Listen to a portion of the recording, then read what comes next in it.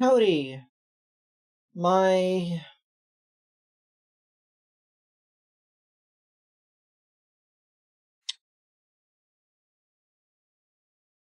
first racists, my second racists, and my non-binary magical third racists.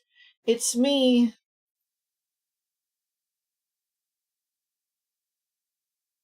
Creed.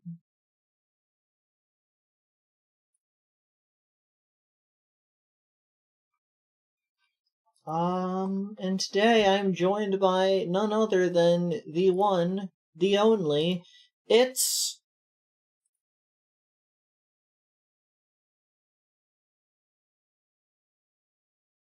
It's? That's when you say something to introduce yourself. Oh.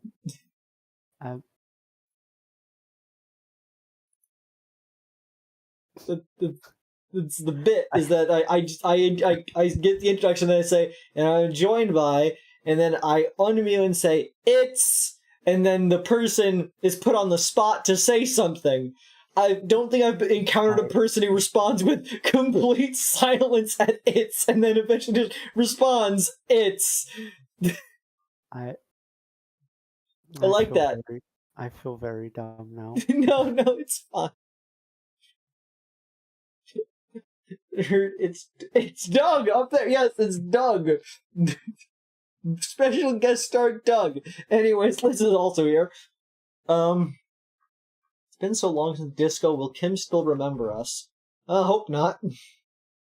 Yeah, it's been 3 weeks, I think. It's been 1 week.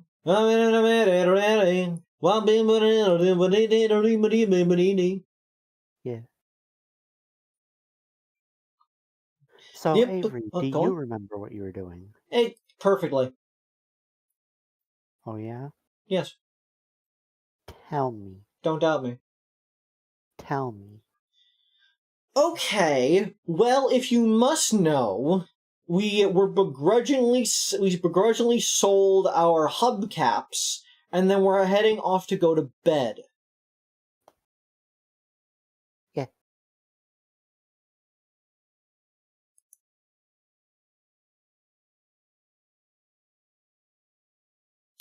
Yeah, last played February 3rd. That would be approximately 1 month ago. February GERD. The implication that we're still racist but have access to magic. Exactly. That's the power of the non-binary. Wait, who's racist? The non-binaries, and also people who aren't non-binary. It was my intro bit for today. When I was listing off the howdy to the various viewers, I stated the first racists, the second racists, and the non-binary magical third racists. Oh. They will grant us 3 wishes.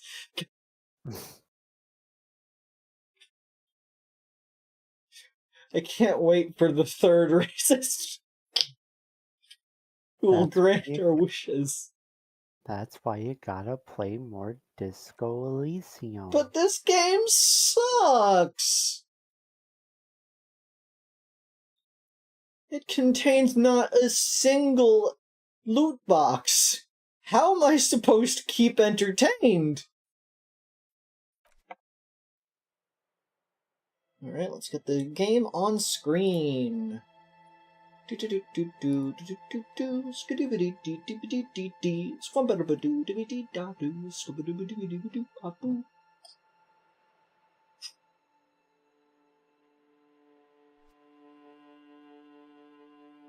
What the fucking dick balls? I gotta close OBS for a second. Things will be weird for a second, but then they'll go back to normal. Oh, Just no. trust me.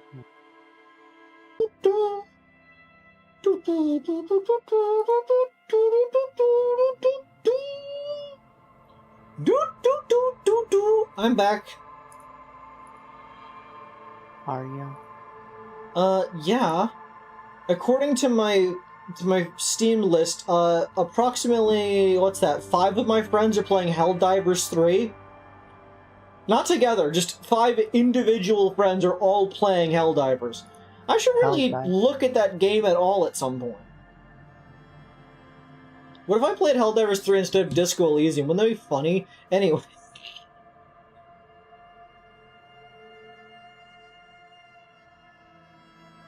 What was that, Liz? Oh, yeah. I don't. Anyways, it's Crisco Elysium. Let's continue. Wow, they got early access to Helldivers 3 already?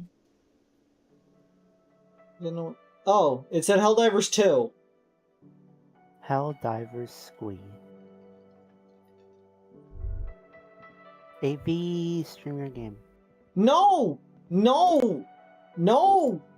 No! No! No! Thank you. I am literally... I am. Yeah. Just organizing the screen a little bit. And we take Liz and move that sprung little bungus over here. There we go. Up the stairs. Up the stairs. It's been 2 a.m. for 60 years. Well, actually, it's, I think it's actually 9 or something, because it's supposed to be military time. What? It's 2. Well, yes, but I'm pretty sure the game uses military time. Yeah, and It's actually like, or no? midnight's midnight, regardless of what system you're using.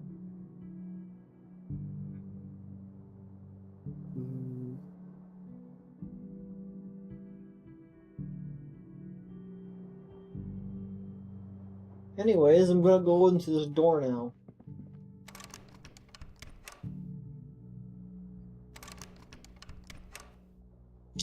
Did I forget to talk to the man?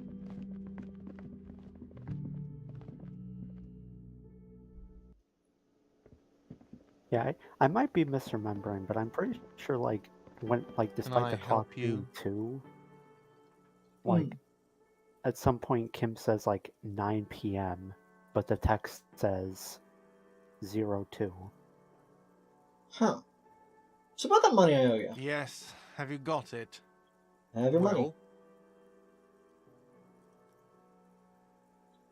Here's 100 real. Slam the bills on the counter. I hope you choke on it.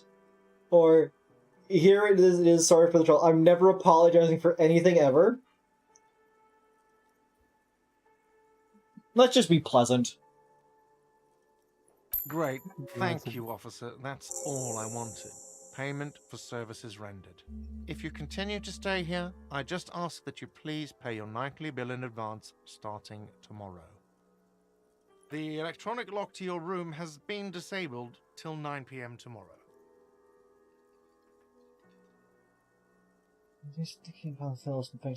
Yeah, 9 p.m. 2100.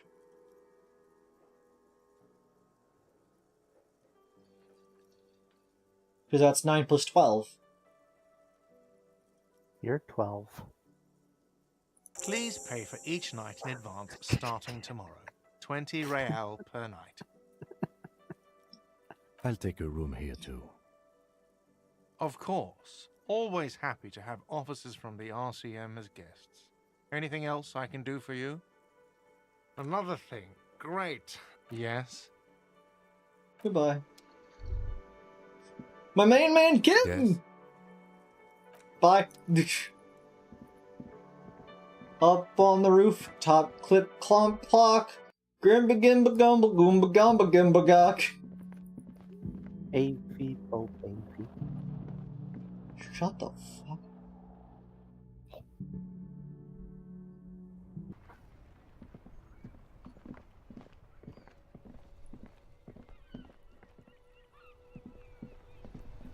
Try talking to Kim. Yes? Nope.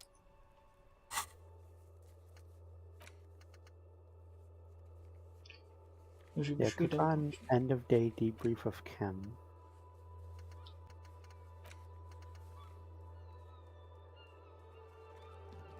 Yeah. This should be that. I guess that goes to the dialogue option again to ask about the case.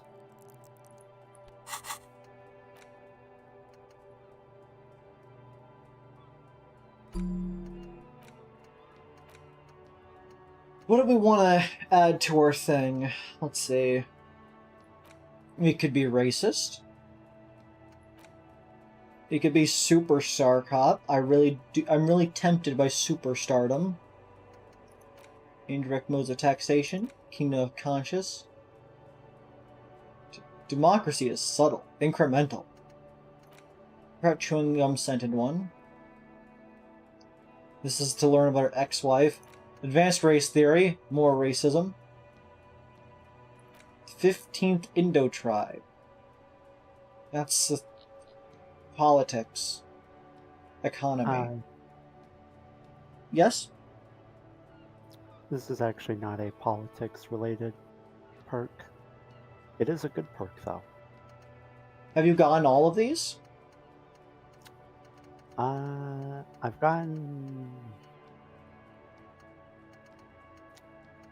in my playthrough, I didn't get the racism ones. But I got like all those aside from... Well, I didn't pick the... Like, 15th in the tribe is one that I got on my playthrough, and that is a good one. I mean, which ones did you like? Do you know what they do? Is what I'm saying. Well, revolutionary nationhood is like politics. Racism, yep. That's the fascism. Kingdom of conscience is moralism. Indirect modes of taxation is being an ultra-lib. Yes. Apricot chewing gum, I don't know what that one does. Or, well, I don't remember what that one does. I love a little legend. I wish I had pastrami. This one. But yeah, 15th in the tribe is a good one.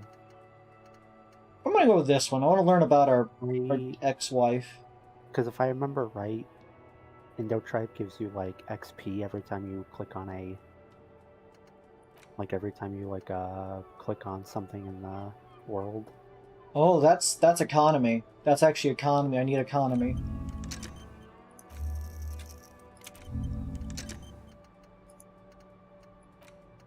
Yeah, I was trying to not spoil it, but I figured I might as well just tell you because it's something that is very useful when you pick early on. Yeah. Because in my playthrough, I never actually internalized it until like at the end of the game, when it no longer served a purpose. This is the door to the room you redecorated. Good night, Lieutenant. Just a moment. You had some questions earlier, I Okay, believe. there we go. And besides, we should discuss our progress on the investigation. Let's go out to the balcony. Alright, let's go. Pantsless Wonder. Yeah, apologies. I forgot how you triggered that dialogue with Kim. The air outside is brisk. The lieutenant Like the is iced tea? silent for a moment. Like He the listens iced to tea? the traffic hum. Then, Where shall we begin? We should talk about the investigation, first and foremost. But I also remember you wanting to discuss the RCM? He lights a cigarette. How do you think today went? Well, we inspected the victim's body, so that's good. It was not easily approachable in that state, but we did it. I would say our initial inspection was very thorough, and we have solid leads to follow up on. Then you shot him in the chest, which wasn't ideal, and we still have to get him down from the tree. Just wanted to make sure he was really dead. God. Right. As for the interviews, we weren't able to find the union leader, Barzakh, much less interview him. So that's on the to-do list for tomorrow. We tried to interview the weapons rep, but she asked us to do something for her first. Fine, so be it. I have a feeling Joyce knows how dangerous the situation really is. We have to get her to talk to us. Above I see. all, today was exhausting. What's with all the running? You run a lot. Is that a standard Precinct 41 practice? I have a really good theory about why you're running so fast, son. Just you wait until we get up tomorrow. Let's see. Yes, it's part of the Jam Rock Shuffle. I don't like to waste time. You know, my mind moves fast. The rest has to try to keep up. Training for a long distance run. I want to raise money for charity. So we roll in Precinct 41. I don't know why I do the things I do, Lieutenant Kitsuragi. These are all great answers. I'm really... I'm torn. I mean, if this is one passing something, then presumably the first answer is the right one. I don't know, like, this is also pretty good. I don't like to waste time, you know, my body moves on his team. Avery, Hi. follow your heart.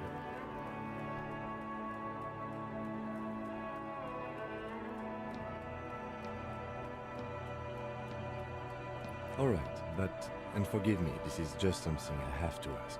If you have shoes, then why aren't you wearing them? It's just that, I'm just that rugged. It's part of my penance. It's a fashion thing. They're not bad enough for this stud. Sure. Suit yourself. But you should probably consider wearing them anyway. Oh, we get. I would say then you shot him in the chest. I'm a little out of Being practice. sober also tends to help with precision. But moving on, we weren't able. We tried to. I have a feel. Above all.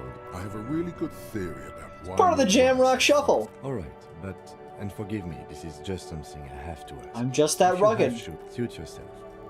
But you should probably consider. Well, I would say then you shot him in the chest. Still can't believe I missed that shot. Being sober tends to help. It's with so precision. rude. We weren't able to find. We tried to. I have a feeling. Above all, though, today was exhausting. I have a really good theory about why you're... I'm training for a long distance run. I want to raise money for charity. Alright, but and forgive me, this is Part of just my something. penance. Suit yourself. But you should probably. Well, I would say then you shot him. Being so, we weren't. We tried to. I have a above all. I have a really good theory about why you're running This so is how we fast. roll. Alright, but and forgive me, this is just suit yourself. Well, And one I would more then just you to shot see him what in the if it chest. has So anything we unique. weren't. We Otherwise, tried to. just I the have a same above all. dialogue. I have a really good theory. Alright, but and forgive me, suit yourself. But I didn't should know you probably- smoked. I have a cigarette every night when I go over my notes. It's something of a ritual. Oh man, he looks so devastatingly cool with that cigarette. How'd you get so cool, Kim? You mean this? This isn't cool. It's an unnecessary trial of will and unhealthy. Keeping the habit within the parameters he's given himself takes a lot of focus. It would be easier to simply quit. I see. Right then. Yes. It's been a long and eventful day. So what are our powers exactly, the RCM? They're quite limited, actually. The power officers of the Revachol Citizens Militia exercise most frequently is imposing fines of up to 1,000 real for offenses, in accordance with an interdepartmental schedule. 1,000? Why not more? The RCM's primary role is to ensure safety. We are not really supposed to play any part in the economic structure of Revachol. Fair enough. There's a lot of things you should be wearing, including shoes. Shoes are unimportant, just like pants. I can't believe Avery doesn't wear pants in real life. I love there's dialogue for not wearing shoes.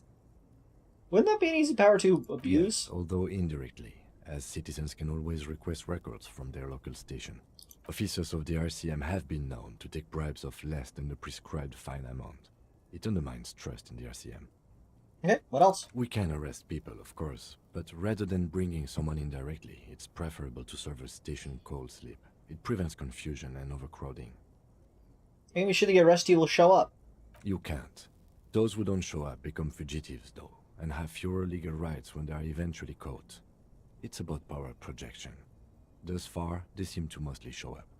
I see, and if someone resists? As you may have gathered from the fact that we are expected to carry a record of our kills, like the one in your watermarks, we are permitted to use whatever force is necessary, and strongly admonished not to abuse that power. Let's see. Wait, so if I kill someone while on duty... You have to supply compelling evidence for why it was necessary to use lethal force. In these cases, your partner is usually your witness. Not a good position to be in, by the way. Internal Affairs handles these cases thoroughly, by cross-examining you for inconsistencies. It is hard to cover for anyone, which is for the best. What happens to the people we convict? We don't convict. We arrest and send them to coalition government courts in Couron and La Delta. The prosecution works off our testimonies and records, which is why it's paramount to keep them. Deb's code pocket where he keeps notes. And it's the coalition government that makes all these rules? And the moral intern, more broadly, but yes. The moral intern? What is that? Moralist International are the world's largest political organization. You know who they are. They have been running this place after the revolution failed. If I didn't know, how would you describe them? They're a union of center-left and center-right parties across the Real Belt. Our coalition government is just one of its many projects. They also run the ICP, EPIS, most intergovernmental organizations in the world. What do they believe in? What do they believe in? They are Dolorians. They believe like the to car? continue the humanist project set forth by Her Innocence Dolores Day 4 centuries ago. Others say they are just technocrats. Okay. What is their symbol? Interesting question. It's a blue forget-me-not. Their motto is love, compassion, self-discipline. I think you can gauge what they want you to think of them from that. I see. Something kind and usual. Usual. Thank you, conceptualization. Something ominous. Thank you, Inland Empire. Something even a little feminine, but in a strict manner. And thank you, electrochemistry. Across the board.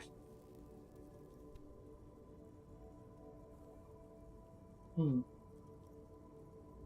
was Dolores Day? A historic figure? The author of the modern age? You will have to look elsewhere for opinions.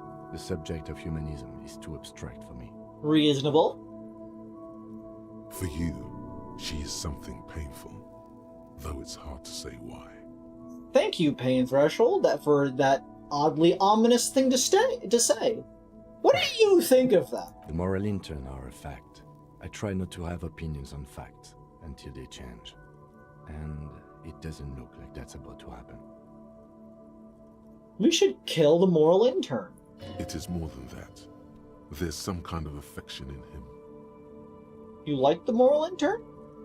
Yes, I did, when I was younger. In my 20s, I considered myself a moralist. A blue forget-me-not, a piece of the sky. They're not all that bad. That's another leitmotif associated with moralism.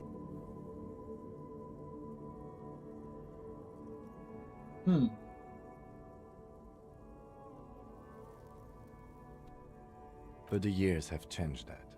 I don't know what I believe in now. No, I believe in the RCM. That's enough for me. Fascinating, fascinating. I have an opinion on the moral intern. Do you? Tenant arches his brow, then pulls on a cigarette. It's a slim white thing in his fingers. Things are bad out there, point to the city. We need them here, giving us the right to police Revachol. They've done an awful job here. Have you seen this place? This isn't humanism. We are stooges of the world's biggest bourgeoisie organization, protecting bourgeoisie rights. Most silently, immigrants, liberal kipped fucking men are turning into women. I'm saying that. I don't have an opinion. Forget about it. I don't really. I kind of like the first one first, because like, as whatever problems they have, they are the reason the Revacholian police are allowed to, you know, exist and try to make things right. In fact, we would need them even if you didn't think that way. We are in what is called the twilight of international law. The laws we claim to enforce come from the MI. Without them, we are simply vigilantes.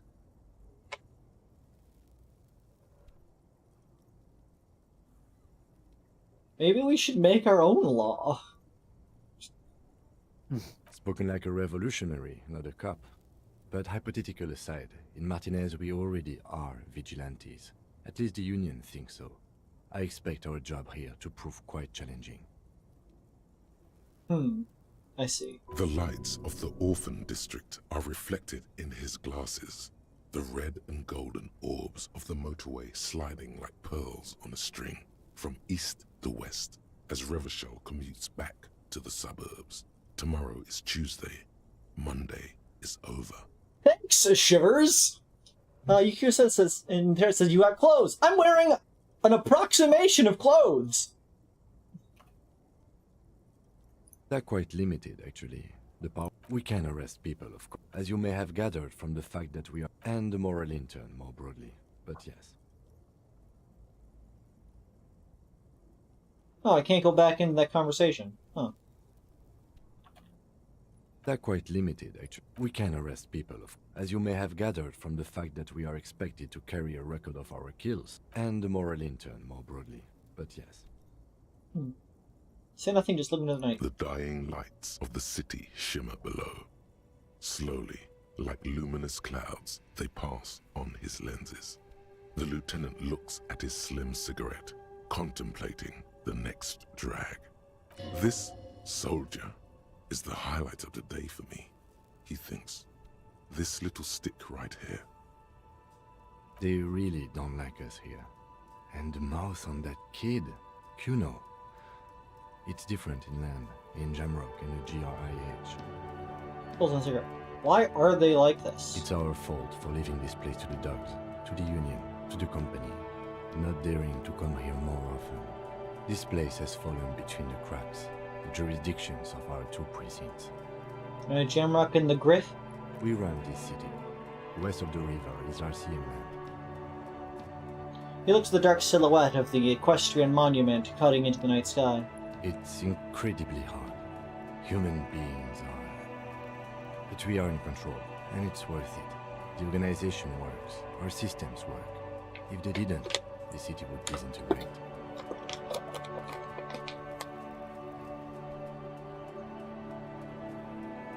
I hope our investigation will help improve the situation here. At least do some good. Me too. But I wouldn't count on any drastic changes in our lifetimes. We'll see about that. I feel like we are single-handedly going to take down all of the bad things in this world in one night. I believe in us. Fuck incremental change, we want immediate change! Thank you for this. Yeah, it's getting very cold now. Let's go.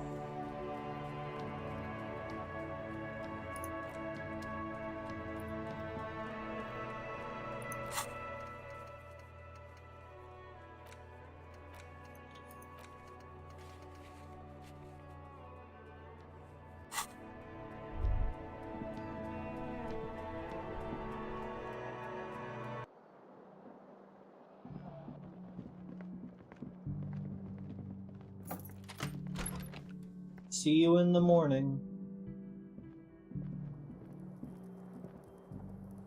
Bye.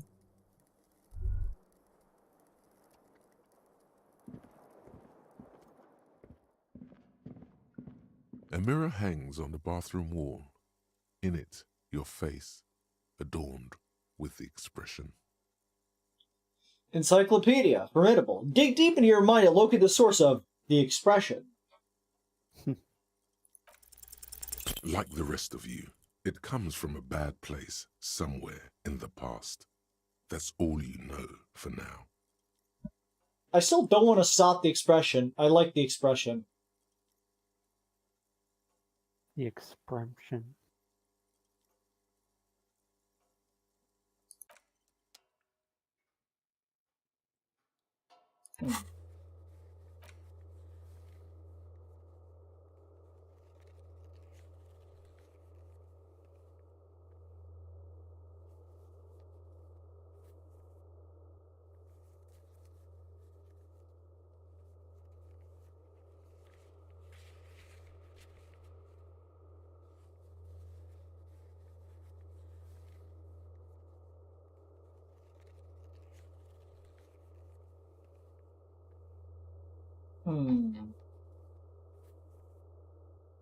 I can go and try and beat Measurehead again.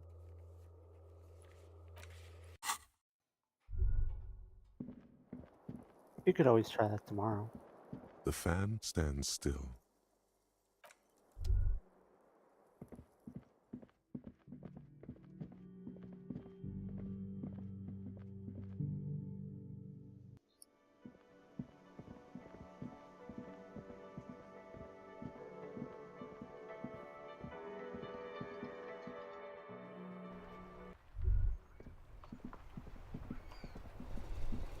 Maybe, what are you doing?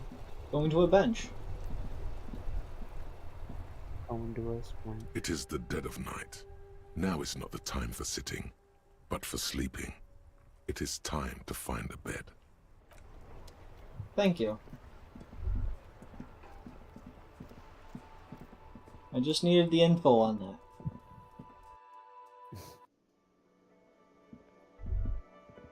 Why are there still people here?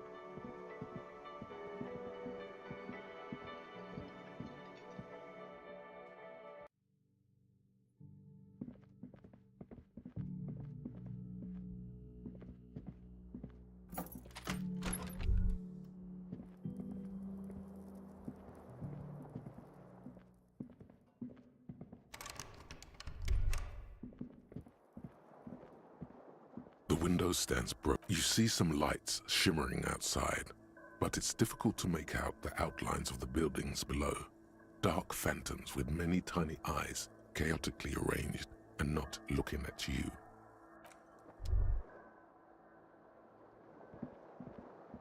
The bed is cold and not particularly inviting, but it's yours. The sheets look awful. Rollin. The sheets feel at once coarse and clammy against your skin. The bed sags beneath your weight as you stretch out and finally close your eyes. We finished day one! And then sleep. Did it. And then sleep doesn't come. Why? Maybe it's the bed's fault. Check the blanket. It barely covers your toes, stretching over your soft belly. This is your body here. intimate and warm, breathing. Under your thrumming eyelids, you see a dizzying array of colors. You won't get off this carousel quite so easily. Like the pillow. Its synthetic filling has separated into hard lumps. The pillowcase smells oddly. Pull over to the other side. It's a little better. Colors, scenes, and half-formed phrases still litter your mind. Part of you is still trying to solve the case, isn't it? Separates Avery into hard lumps. No, not my lumps! Who killed him? Who? Something to do with... What was it that the lieutenant said? Union? And it's gone again. Your thoughts lost between the slowing brain waves. No more thoughts. Fall asleep now. Your breathing steadies. A great silence washes over you until your eyelids twitch in your sleep and images start forming.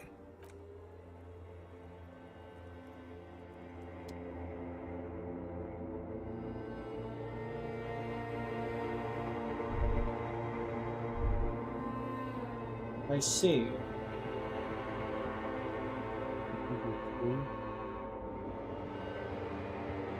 There's water around.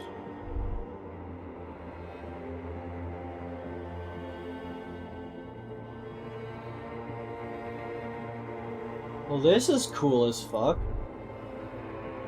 Oh, that's not ideal. I like that we have a disco ball.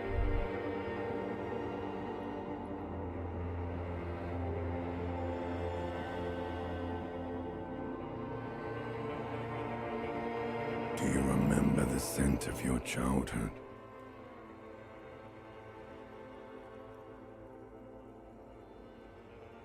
I remember nothing.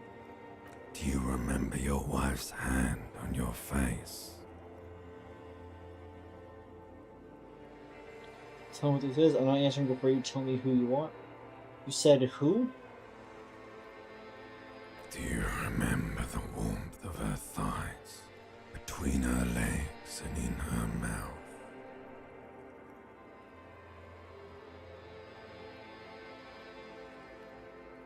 Do you remember the warmth of her thighs, let's see. between her legs and in her mouth? Do we say I left or I was left? Like, given our reaction, it feels like it was her leaving.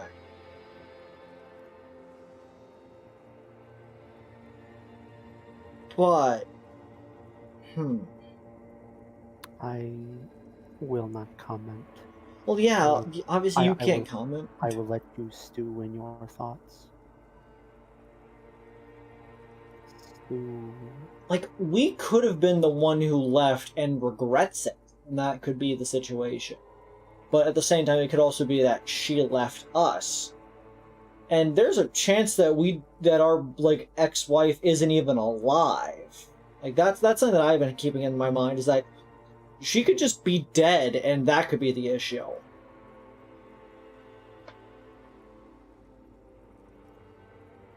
So I'm gonna go with I was left. That's right, funky baby. And you just stood there. One hand on the bottle and the other on your dick. Watching her go. Let it all be dragged away from you. Tell me, where are your friends? Human beings have friends, Harry boy. Harry boy. Where the hell are yours?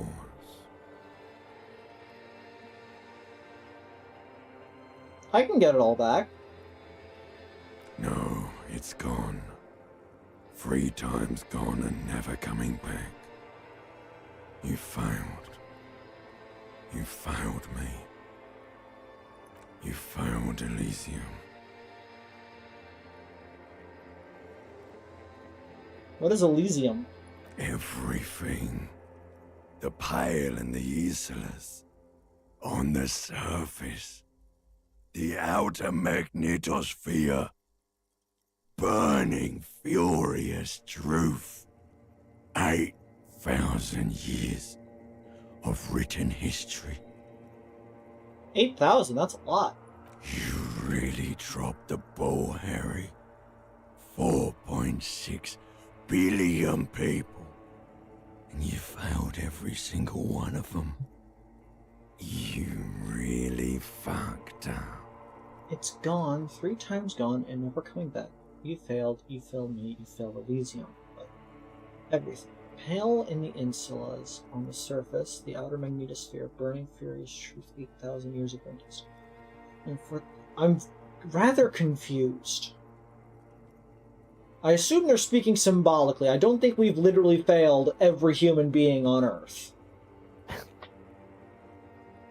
So it's probably symbolic what they mean by us failing. Because by saying 8,000 years of written history and 4.6 billion people, they're saying we're failing humanity as a concept, I'm guessing. We are letting down something that is inherent to humanity by not... We did not do what a human is supposed to do. I can come back from this. You're not coming back from shit. Thrashing around in that high conductivity state of yours. Bumping into things and acting like a clown. Who are you kidding? I'm trying to solve this case. You're trying to what? I can't hear you. This is just a word dream now.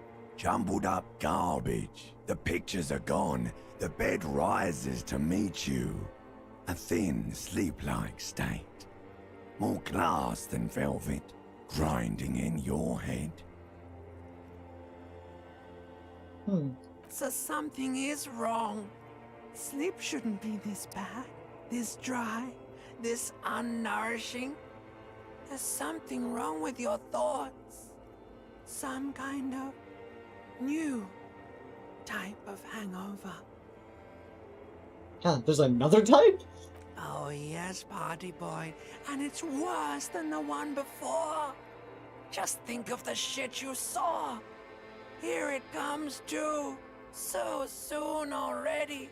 A silent alarm goes off in your head like clockwork. Barely let you sleep at all. Time to get those clothes on, Harry. Time to go to work in the shit factory. Well, time to go to work in the shit factory.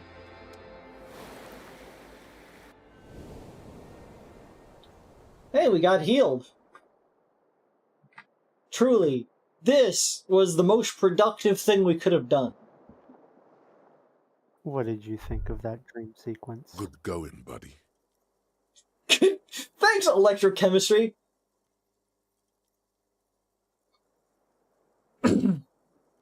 Oh, I had the most beautiful dream. Uplifting. Rejuvenating. Really? Because you feel even worse this morning than you did last night. What the hell's going on with me? You mean, why are you so tired? Too tired and down to even think? It is worrying, isn't it? You can't be a detective like this. Detectives need to be able to think. No, actually, really, I feel super good. That's not really true. Your heart has finally pumped all the speed out of your system, Buster. Time to get some more. Oh, we're a drug addict. Don't do that. Stay strong. The hangover will wear off. You don't need to keep doing this to yourself.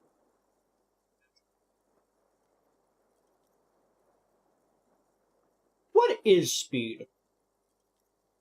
Speed is a potent central nervous system stimulant. It kept you propped up all day yesterday, despite your debilitating hangover. How else did you think you even got up from this floor? You got up from this floor because of a holy vow you made 16 years ago, with me. To wake up exactly 7:30 every morning until the day you die. Well, that explains why we always wake up at 7:30 on the dot. Thanks, Volition, for, I guess, controlling our circadian rhythm? Don't be silly. There was no vow. You were high on speed. That was the only reason you got up. You can't detect without it. It's that simple. I need to get more of it then. Detecting is my life. No, I need her in the chat. But I stated before, while I'm gonna go for all of the red skills, the physical skills that I can, fuck electrochemistry and everything it stands for. We're not doing speed. Are you sure? Ready to live as this pathetic shell of yourself for days? Basically, a week. Let's be honest, 2 weeks. Maybe 3. You won't make it. Half the town will be dead by then. You will be fired. That's a lie. I can do this without speed. Half the town won't be dead. Suit yourself, slow, sad shell man. See how you do without your spark. I don't need drugs to get by.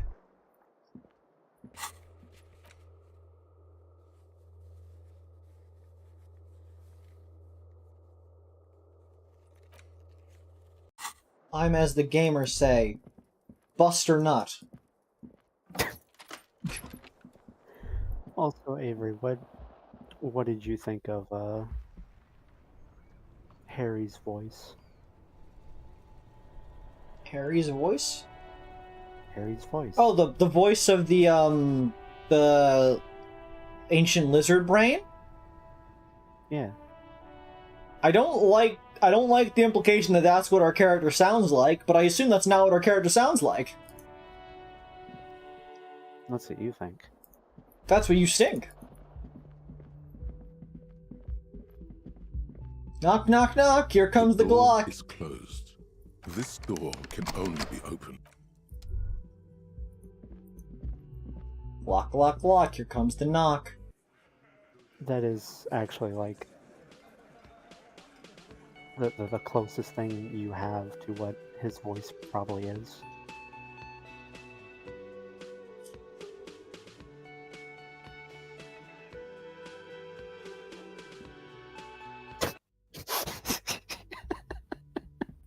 Morning. Sees Looks all like that we can and get goes to work right at back once. upstairs. The Yeah. Union muscle turned up. They look rowdy. We should talk to them. What do you mean by rowdy? I mean ungovernable. Martinez isn't exactly enthusiastic about the RCM being here. They prefer to be policed by the Union. These men here. Men who drink beer for breakfast? There's talk of an armed wing of the Union called the Hardy Boys, who are responsible for state policing. I think it's them. This Mangart told us about? I completely forgot. Sorry, I had a rough night's sleep. It's them by the looks of it. Loud and nasty, just like the manager said. One loose thread less to worry about, and one big problem to replace it. Why do we need to talk to them? Everything points to the dock workers' union. The belt used for hanging him, the circumstances in Martinez, my preliminary information.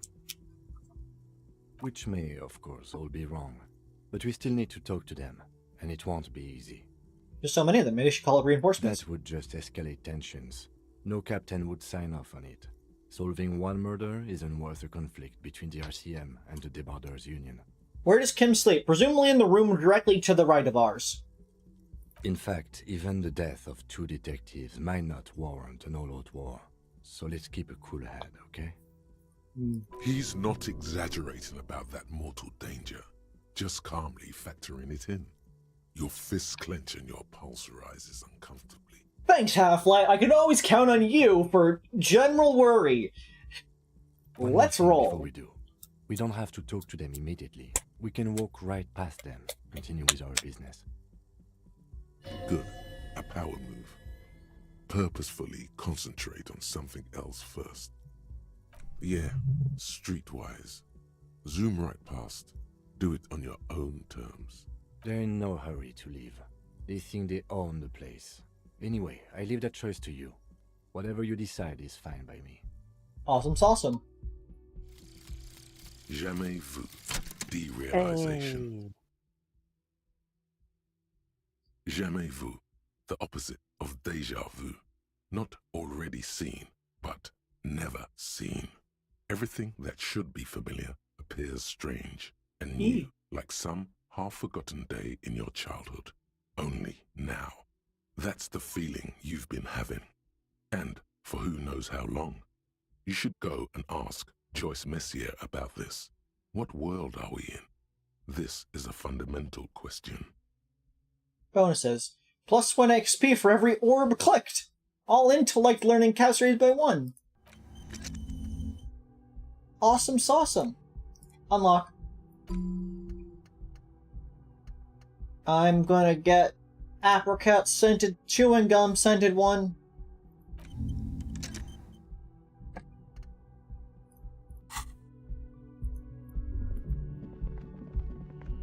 I will say though, you should probably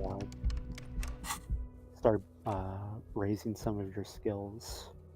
Next level up or two though.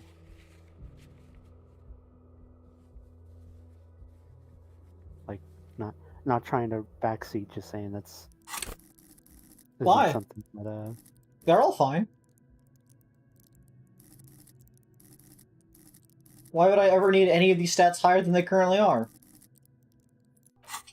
Look, Liz. I'm gonna fill out this entire thought thing first. Gonna have it all nice and filled. Maybe replace ones I don't really need, like, you know, the volumetric shit compressor or whatever, or Hobocop, I don't know. No, maybe not Hobocop, who knows? But, volumetric is one that you can safely get rid of. That is one thing I will say. But all endurance white checks are unlocked. Think about it. Just think about it. Yeah, like, I want to get these all filled out because, economy-wise, it's best to have as many thoughts active at the same time. And then I can focus on the specifications of these things. Like making sure conceptualization is as high as it physically can be. I have a 5 in conceptualization. It's one of my best stats. In a thing I have a 1 in.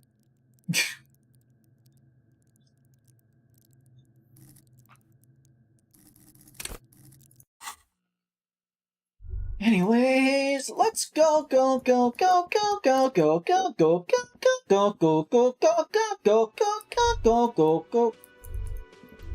Our best friend. Just a moment. And there's no public phones nearby? No phones The exist. closest phone booth is down the coast. Sorry for the inconvenience, ma'am. Cafeteria manager appears genuinely apologetic. It's fine, I understand. Thank you anyway. I'm glad to see you again, dear. I never apologize for anything. Good day, ma'am. Everything all right? Please don't trouble yourself about me, sweetie. I was just hoping to make a call, but the Whirling's phone line isn't working. Huh. The union office probably has a phone, but I can't really get there. Or to the phone booth down the coast. And Gary's phone is dead too. What's wrong with the phone line? The manager was vague about it. She frowns. Why would he be vague about phone problems? This is something to look into. Gart committed the Ask Doc, murder! maybe. Why do you use the phone line To anyway? let the young woman who's house sitting for us know that we may be delayed. Morel, my husband, Mushroom? and our friend Gary were supposed to get back by Monday night, but they're still missing, and I haven't heard from them. Morel? Okay, this is a Oxford comma situation. Do you mean 3 people, Morel, your husband, and Gary, or do you mean 2 people, Morel, who's your husband, and Gary?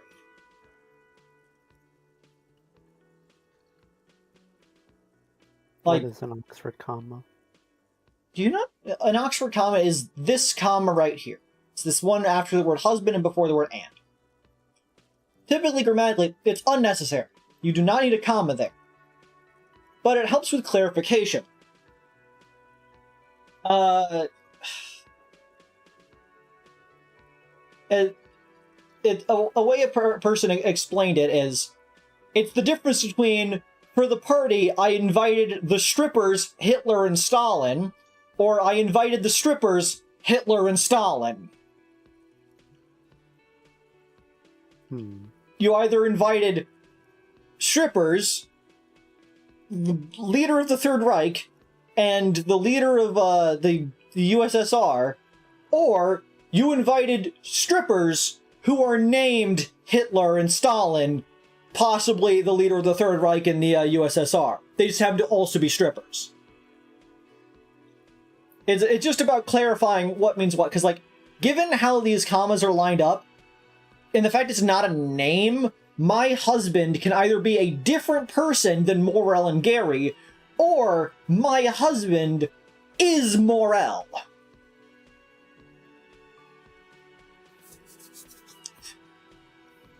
It's an interesting quandary. I was also hoping she'd heard from Morel.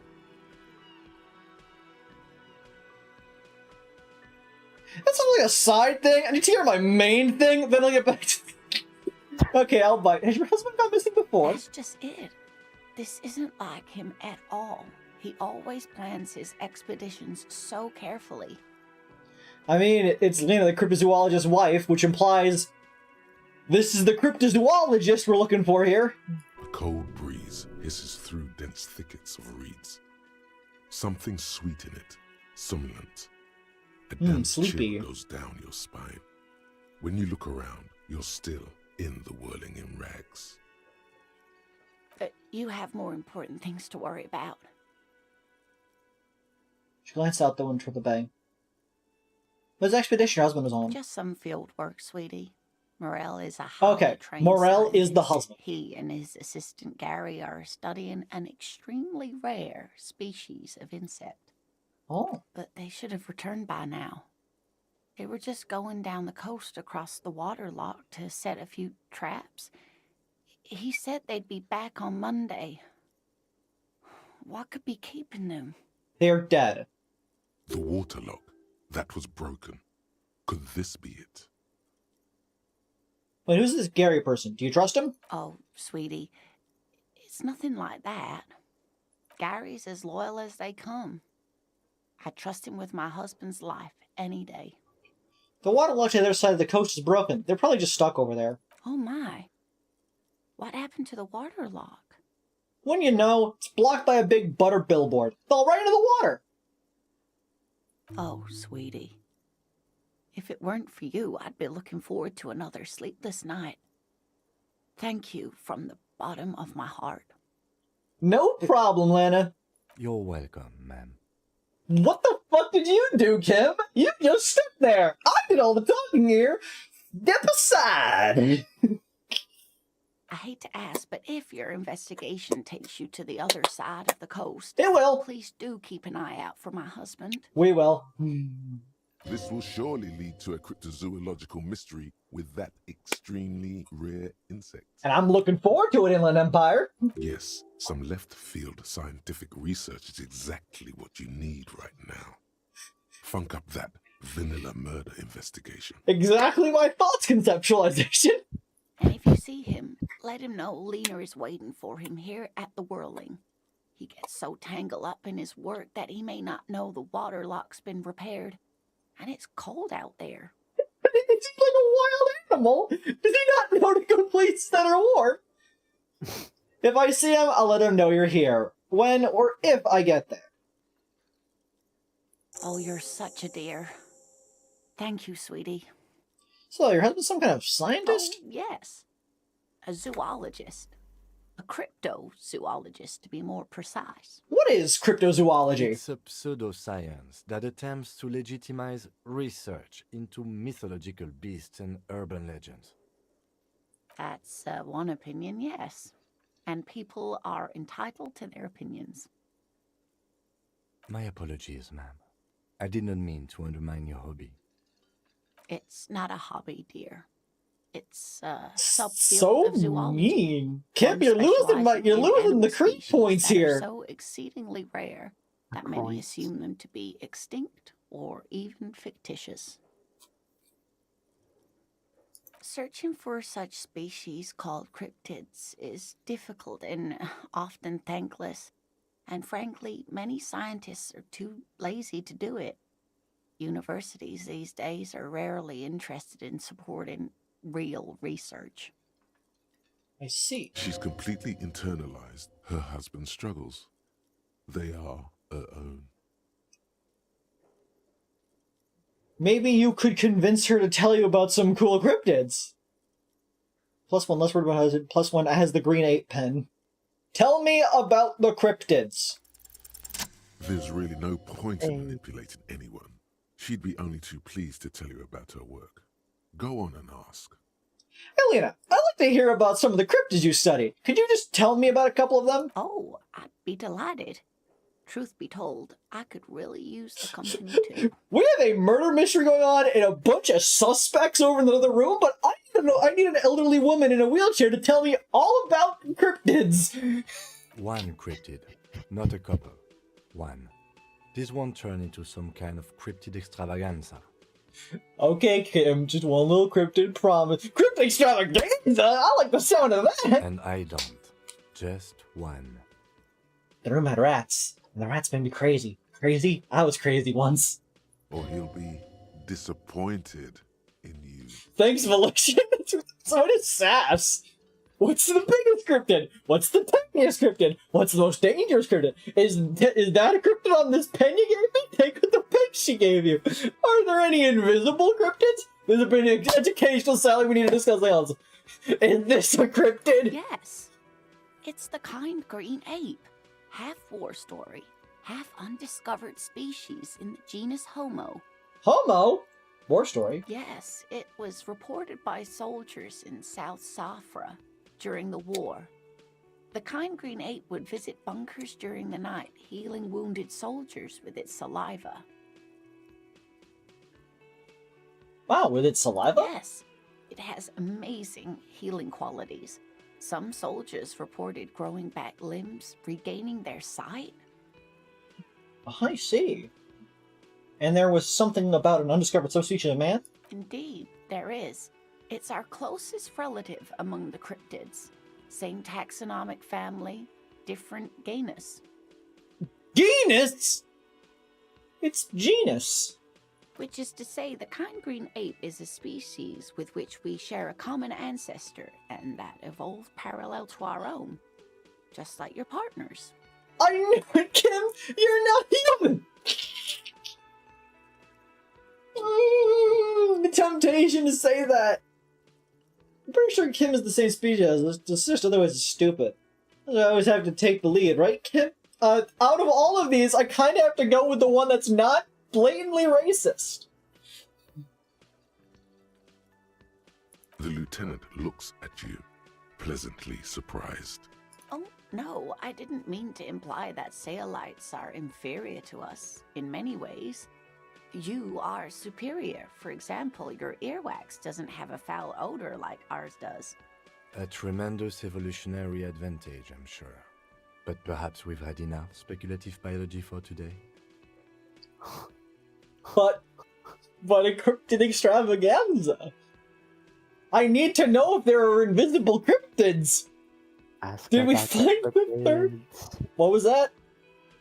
I said ask about the cryptids. Hey, you promised you'd only ask about one cryptid.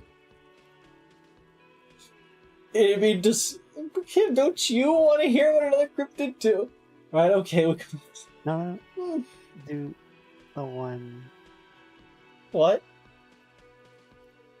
Ask him if he wants to hear about another cryptid. The lieutenant pauses, thoughtfully. Something in him breaks. Ah, fuck it. Let's have more cryptids. Well, the answer is yes. There is an invisible cryptid. What's that? The Coldamama Dakwa. The Coldamama Dakwa! Thin whisper of sound. And that's precisely what it seems to be. Self-replicating sound waves, invisible and intangible. It's very afraid of us, which makes it incredibly difficult to track. What does it sound like?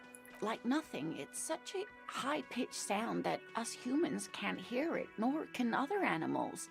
It could be ringing right outside your window and you wouldn't even know it. Could be anywhere. Wait. Everywhere, even. You're telling me there's a creature that exists as a self-replicating sound wave in a pitch we can't detect, and is also entirely invisible. 2 major questions. 1, how did you discover it in the first place?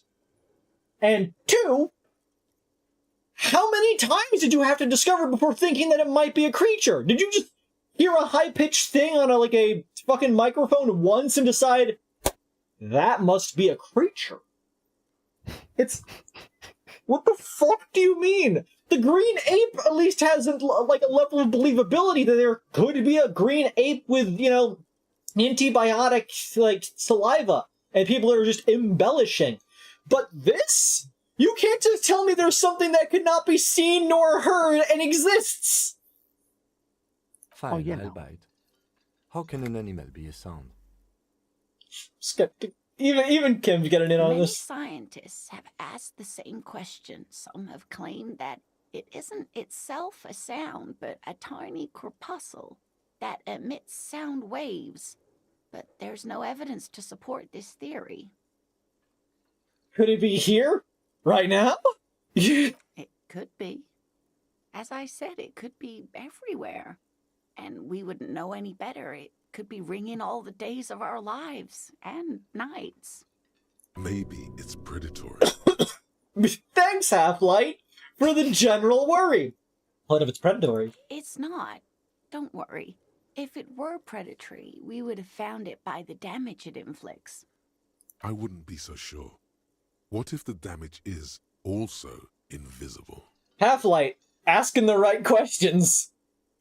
What evidence is there of this animal being a sound? Plenty. It's the evidence that led to its discovery. In the 1920s, a group of areopagite ornithologists, that is, scientists who study birds, were trying out a new recording technology for capturing sounds outside the range of human hearing. Reasonable.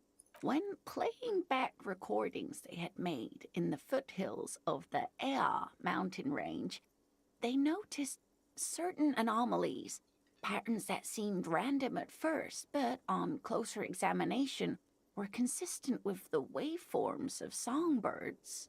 Songbirds.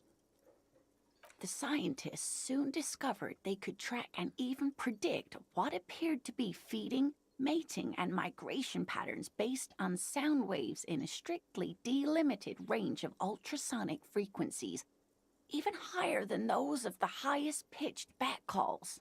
Go on. They realized that they had discovered a new species and called it the Col de Mamadakwa, after the Paracanassian name for the voice of God, which is said to be very silent. Go on. They grew quite obsessed with these little birds.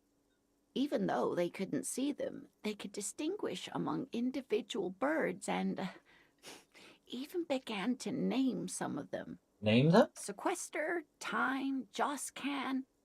Those are but some of the Mamadakwa they followed individually. Why is the Mamadakwa so afraid of us? That is a sad story. A group of university students assisting with the field work in their enthusiasm for the project, and no doubt because they were preoccupied with impressing their professors, nearly drove it to extinction. Extinction? They tried to communicate with it and had no other means but sound. So they started sending out sound waves at frequencies they thought might match the Mamadakwas.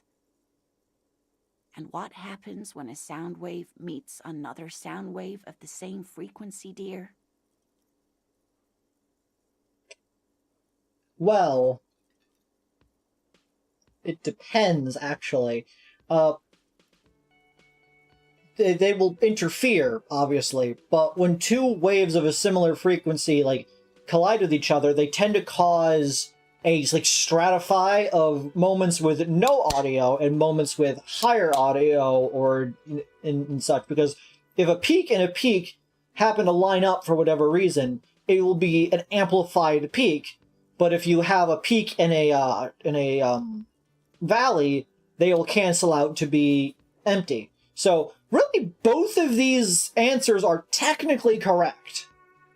What about a peak and a squeak? Then you're going to be a geek. Anyways, they amplify each other. No, dear. They cancel each other out. And these tests were performed so recklessly that when they happened upon the right frequency, well, they wiped out most of the population. Great regret washes over her, a wending cloth. After that, the corpuscle appears to have migrated elsewhere. There have been recordings of anomalies similar to those spotted in Ea, but they've been few and far between. It's impossible to confirm the presence of any stable Koltamamadakwa population anywhere. Of course. A common thread in these. Disappearance and unfalsifiability. I like the story, though, ma'am. I'm glad you did, dear. Interesting. What about? What about what? What's the most dangerous cryptid? The gnome of Jeroma. The gnome of Jeroma? That sounds terrifying. The gnome of Jeroma, that doesn't sound too bad. Doesn't sound too bad. Oh, The it gnome. is. None of its victims survived. Grieving relatives never even found their bodies because the gnome's venom dissolved organic tissue.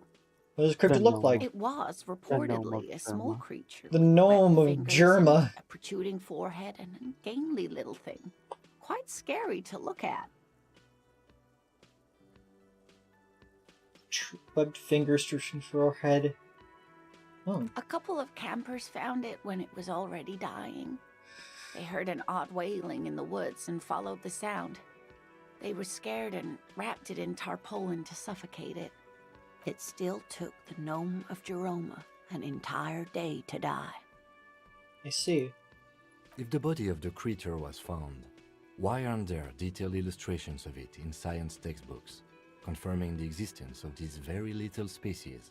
Alas, the first scientist who got his hands on the creature's corpse put it in a jar of formaldehyde, thinking that would detoxify the gnome's venom.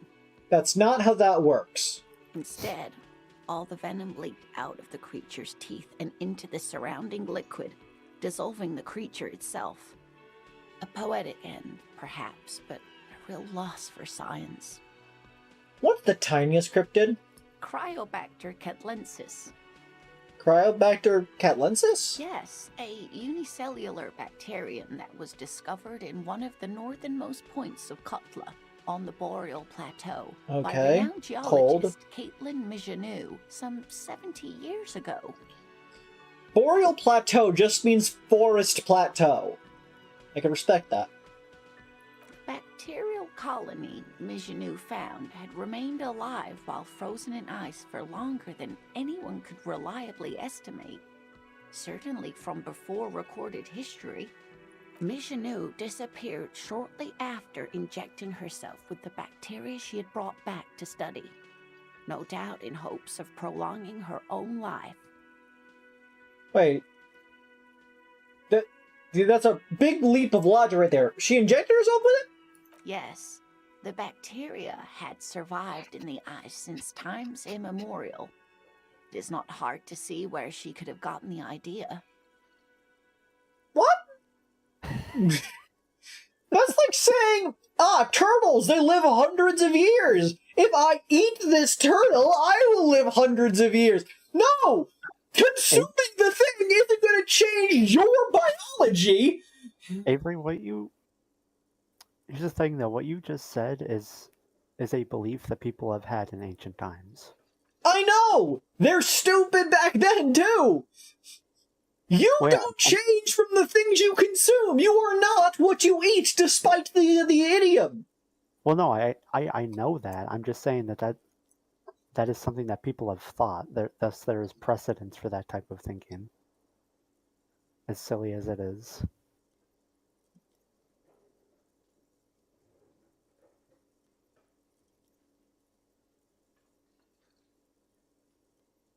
There's a portal clone that has that idea, and it said that if there happened, then you'd get pests and cancer that wouldn't die, it would be horrible.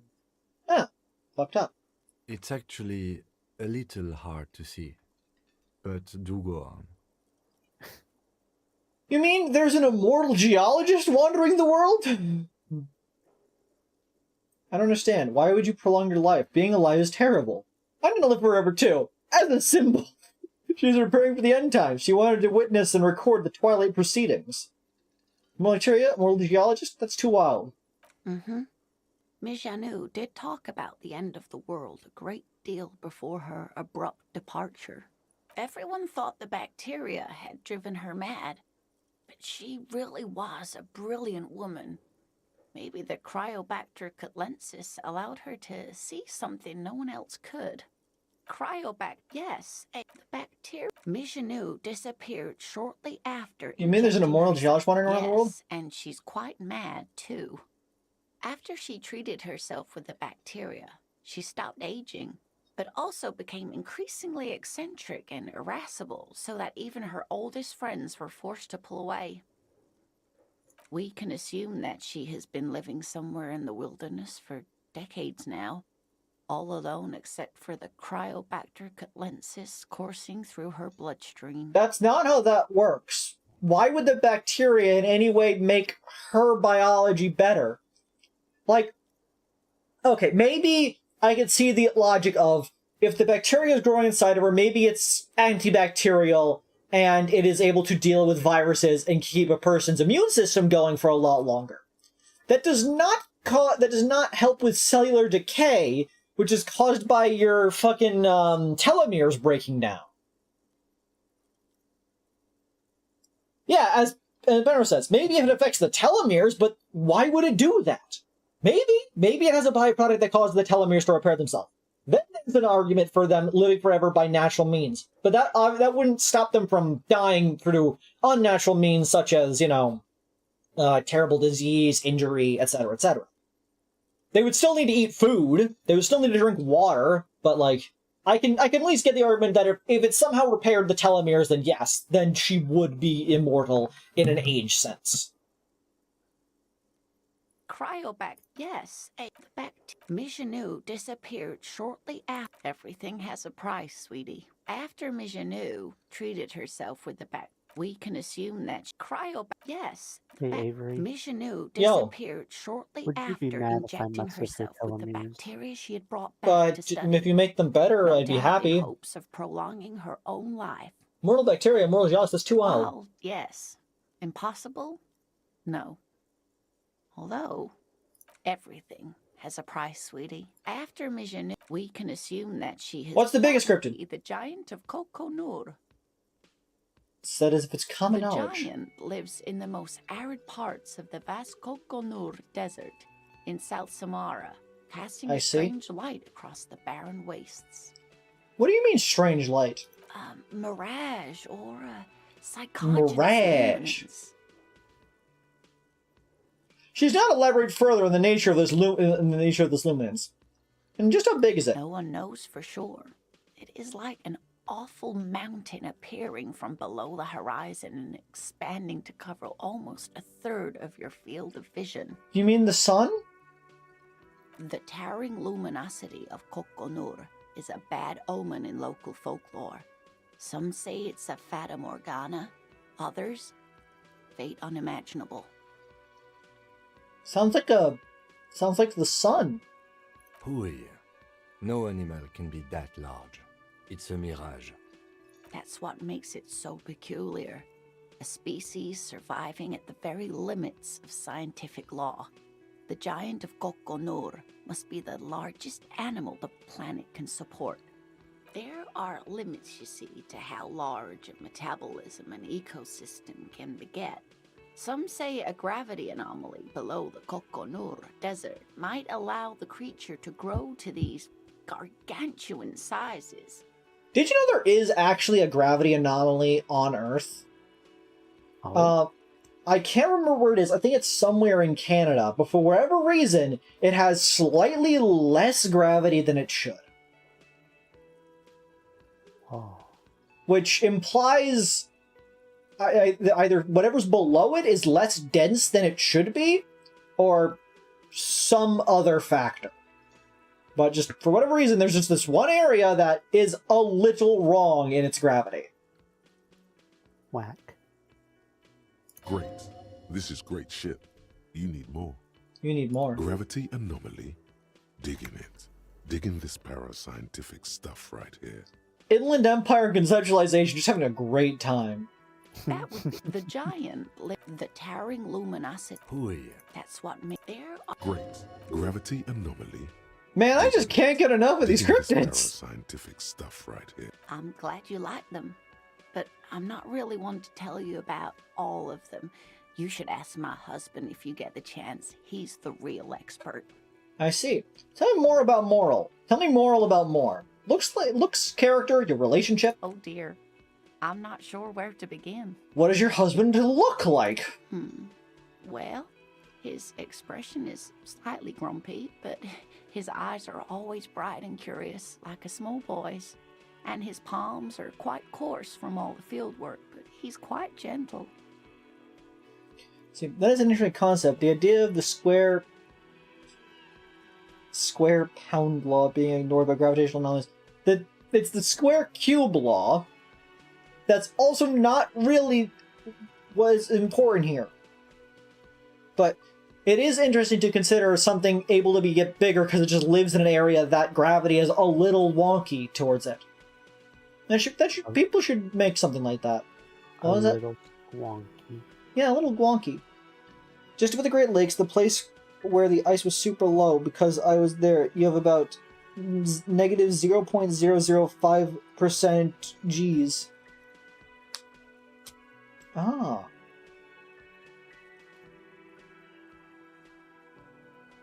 Gravity, wrong. What? What about the square Kreed law? I am not a square. It's a degree school. It's always a challenge to describe the person you know best in the world. It's always a challenge to describe the person you know best in the world. Not fair. Out of everyone, I know Mako the best. He's tall. Liz I would describe as green. Huh? Liz, if I had to describe you, I would say that you're green. Yeah, that's fair. I have green. Green vibes. You have very large creatures and some plant tokens, like saplings. Damn. Can't believe I'm a large creature. You're a large creature. Meanwhile, I am more of a direct damage and destruction effects with some possible card draw.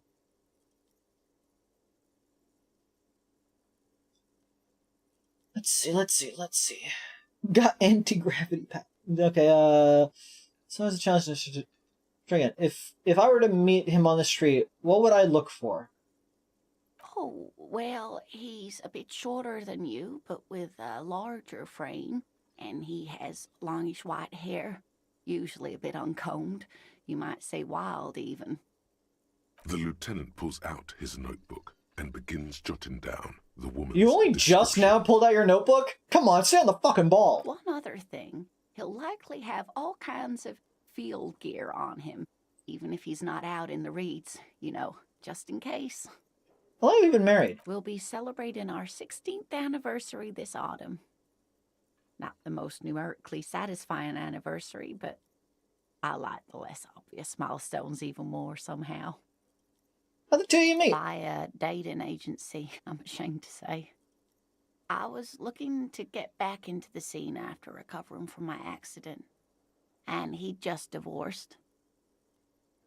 We hit it off, and, well, here we are.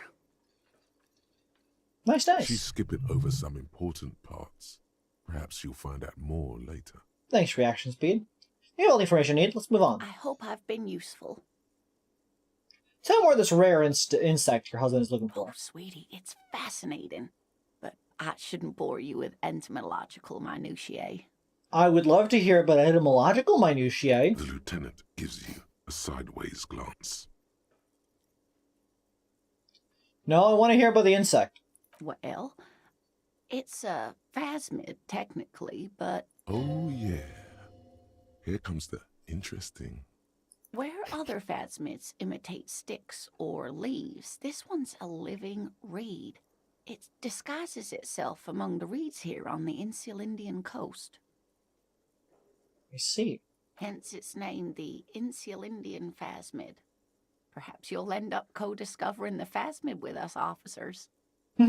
Here's hoping. There's a touch of awe in the way she enunciated the creature's name. Thanks. What? What? Of all the things, why you say that? Half-Life, why? I knew it. We're gonna be chasing made-up insects with cryptozoologists. Hell yeah, we are, Kim It's Gitsuragi. not made up, officer. I can assure you. It's simply elusive, so much so that most establishment zoologists doubt it exists at all. What makes you think the phasmid is around here? Pay attention! She said its name is in Celindian, therefore it has to be around here. If its name wasn't that, where else would it be?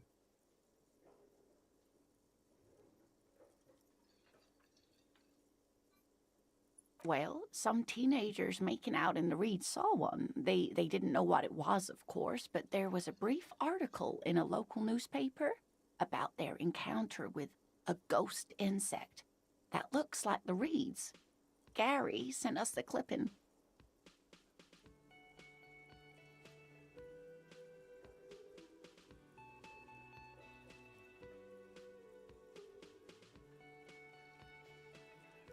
The newspaper clipping is all the evidence you have? Of course, most phasmid sightings turn out to be false alarms, but their description matched the Insulindian phasmid perfectly, and they didn't even know what they were looking at. Is it dangerous? Not at all. Why else would it hide itself so carefully? To sneak up on prey. Reader, ignore my question. Let's see, I describe you as lawfully chaotic, you're a nerd, you're a square. You're blah, blah, blah. Those in the hostility in my path. Nothing you said's a question.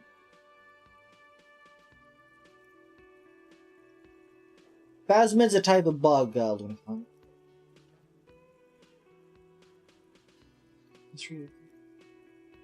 Okay. Is it valuable? Oh, I doubt it. No one gets into cryptozoology for the money, sweetie. Actually, your favorite cryptid that is not you. Okay. Encrypted. That's a toughie. I might just have to go with a classic and say Nessie. I just like the idea that there's a large dinosaur lizard living in a lake of all places. And that somehow, despite being in a lake, nobody's found it, and yet people still believe that it must be in the lake somewhere. Nimsy. Does it have cool powers? Yes, it can blend in almost perfectly among the reeds. It's how it stayed hidden all these years. Centuries, even. Okay, what's so special of the stick bug, then? Move on. Oh dear. I'm afraid I'm not explaining this very well. It is very special. The one's face flushes with embarrassment. Morel can explain it all much better. I wish you could hear him describe it. Then you'd understand, I'm sure. I'd like to hear about more cryptids. You know, to hell with it. Let's have more cryptids. Of course, officers. Is there a particular cryptid you two are interested in learning about? Man, I just can't get enough of these Glad cryptids. you like them. But Unfortunate, I'm not but, really one to tell you about all. That's all for now, You ma'am. should ask. Wow. Dang. So someone's been a little boring. What? Yes, my standard liege. Someone's seen all sorts of wild ideas pop off and thought, I'll take the boring one. The regular, please. The brown. What is this? Picking on me for not being crazy enough? That's the least of my concerns. Yeah, am I boring? You? I wouldn't worry about that. See? You're so regular and vinyl brown. He doesn't even want to talk to you about it. Look, I'm just trying to do my job. No need for Of extravagance. course you do. Let's get right to it. My lord's copper type is regular cop. I'll let everyone know. I'll send out a telefax. Wait. This will be my capo type now? Yes, the type of cop you are, sire. Think of it as a caste. a class even, a nation of regular law officials that you belong to. It comes, of course, with the usual benefits. What? Okay, Liz, you've gotten the capo type before, right? Do you know what regular cop does? Do I want to be a regular cop? Well, I got sorry cop. I know you got sorry cop. I think regular cop boosts int skills, maybe? Because they like all the capo types like just give you a perk essentially, and will alter some checks and dialogue options in the future. Why of all of these things did I get boring cop now? Boring cop is my second lowest cop. Lowest cop. Which, because like, sorry cop is probably the emotion category. Apocalypse cop is probably the physical. But that would make Superstar Cop yellow, which doesn't make much sense. Huh. I'll need to think on that. I'll need to think on that. I'm not a moralist, apparently. Just noticed that right now. Got no honor. Got 4 good cop, bad cop, though. Killed 3 people.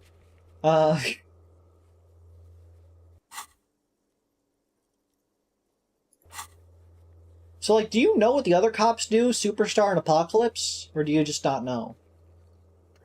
I don't know what those two do. Well, I'm gonna try to get one of those ones then. The regular cop, not me. I'm anything but regular. Good. Of course. To outright declare yourself something does seem a bit too interesting now, doesn't it? I won't trouble you any further. This is the first time Drama's ever talked to... Well, Drama talked to me like once before. Guard, did you kill somebody? Can I help you? Bill for tonight. Not the 20 real? Not yet. Then why are you wasting my time and yours? Guard, I have something in the rolling Another ring. thing. Great. I love those. So the phone line's dead. Yes, and the phone company is taking its sweet time sending someone to fix it. Losers. Losers. That's pretty strange. It's not strange, it's inconvenient. I don't know, something nefarious is definitely afoot. If you say so. Is it true there was foul play? Who told you that? I would never disclose my sources. That would be dishonorable. Fine, yeah. It looked like someone had messed with the wiring. It was shortly after the hanging, but I don't know if it's at all related. Plenty of assholes around here who aren't murderers. If you do find out who cut the line, though, let me know, so I can forward them the repair bill. Yes, and who told you that? I just want to know who you said. Fine, yeah. If you do find out who cut the line, though, okay. Let me know, so I can... Did I gain an honor point? I gained an honor point! Honor?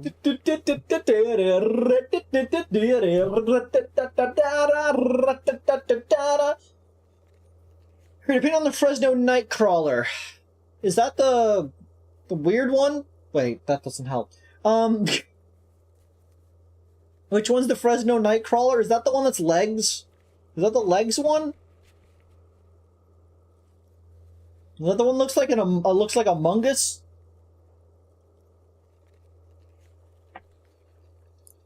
Is it the one that looks a bit like a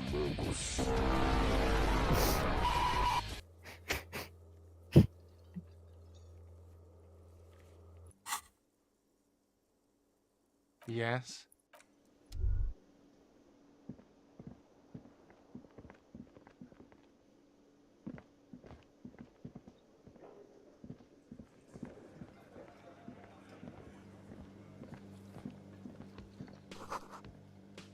Tomatoes sliced so thinly you could see through them. The man ponders his cooking utensils and gives you a little nod, acknowledging your presence. Get your By the way, we speak Revacholian in Revachol. Get your Revacholian nationhood on. No. It's so racist. Do you know what's behind that door? He looks up at you, then looks away quickly, shrugging and muttering something to himself. Shrugging is an international sign for, no, I don't know what's behind that door. But racism. What if the racism gets us progression faster? What if we needed to be racist all along to solve this crime? I don't think anything else. Stay masculine. I don't know why that is the line for saying bye to him. It's such a random thing to say. You know, stay masculine. It's all with the money, you know.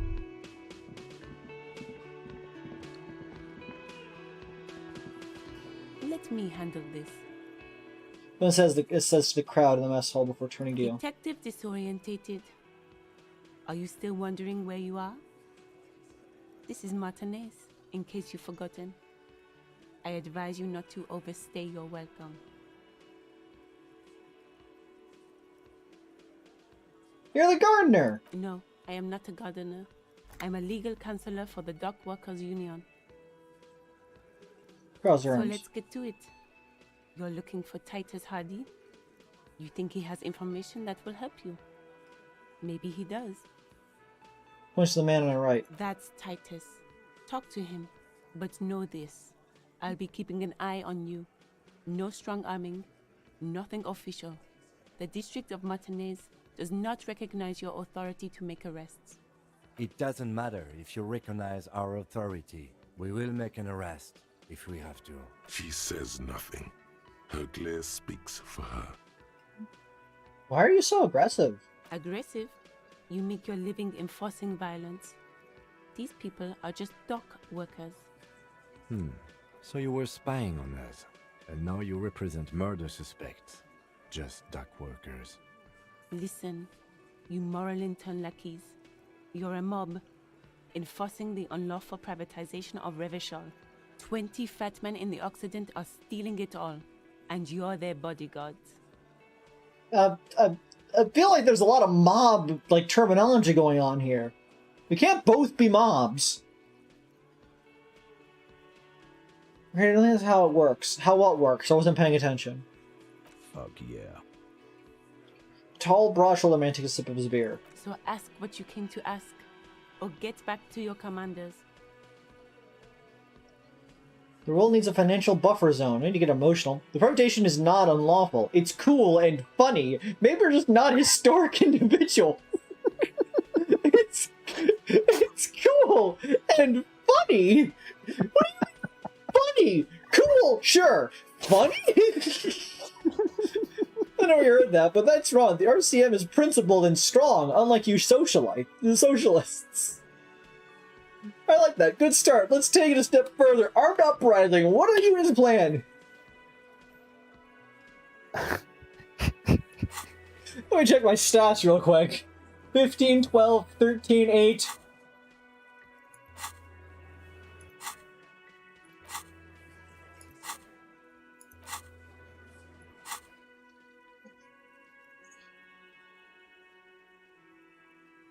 So this is fascism. This is communism. This is ultra-liberalism, I believe, which would make this one moralism.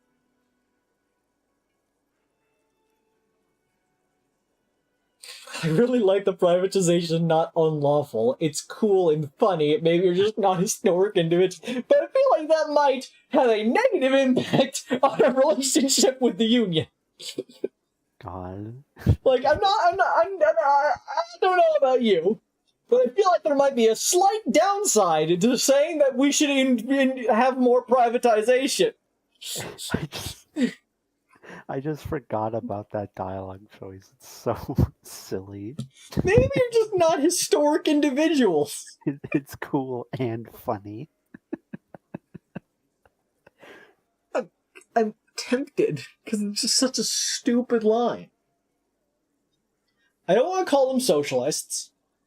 I don't want to do communism, so my options are really one of these two.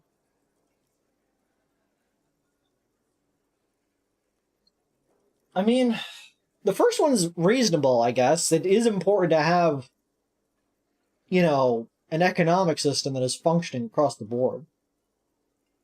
Remember, capitalism is cool and good according to Kreed. No, it's cool and funny. Capitalism is funny.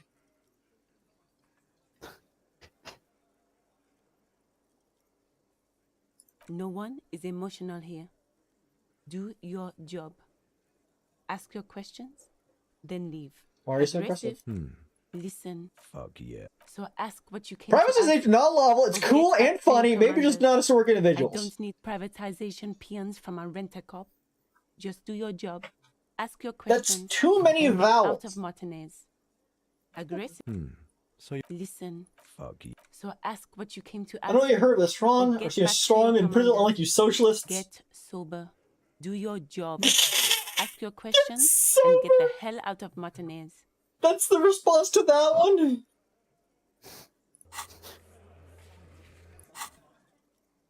Aggressive. Listen. Fuck you. So ask what you came to ask. Or look, a comedian. Do your job. Ask your questions. Then get out of Martinez. Yeah, I'm just racking up as many points as I can get in all of these stats. Aggressive. So listen. Fuck you. So ask what you came to ask. Let's. What's your role in all this? Like I already told you, I'm a legal counselor. Do you have hearing problems? Kinda mean. What if I want to talk to you, not Titus? What you want is of no significance, officer. Don't test your authority. In Martinez, you are no one. What are you going to do to me? Lieutenant is not satisfied with the approach. What are we going to do to you? Darn it, they don't like that. The union isn't going to do anything to you. It is not a crime syndicate. It is a labor organization. Goddamn right it is. If anything, it is the RCM who do things to people. But we digress. I should talk to Titus then.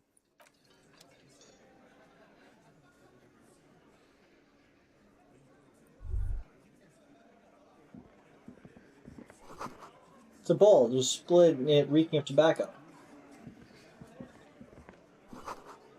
Change out of these rags.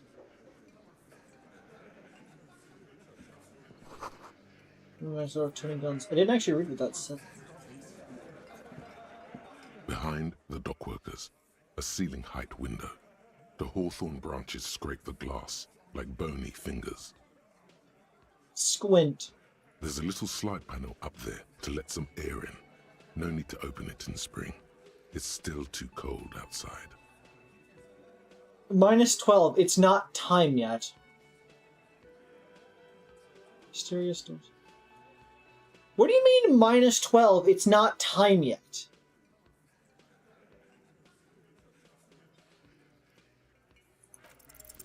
Nothing.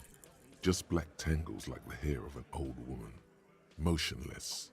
The wind in the yard doesn't reach the hawthorn, nor does the light come in from this window. Damn. I mean, it was a hard odds, but you know. It's not time yet. It's not slime yet. That's curious.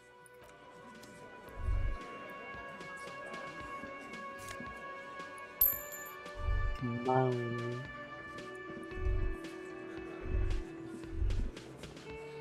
Didn't Monica have giant titties? If it's titties, then Monica's.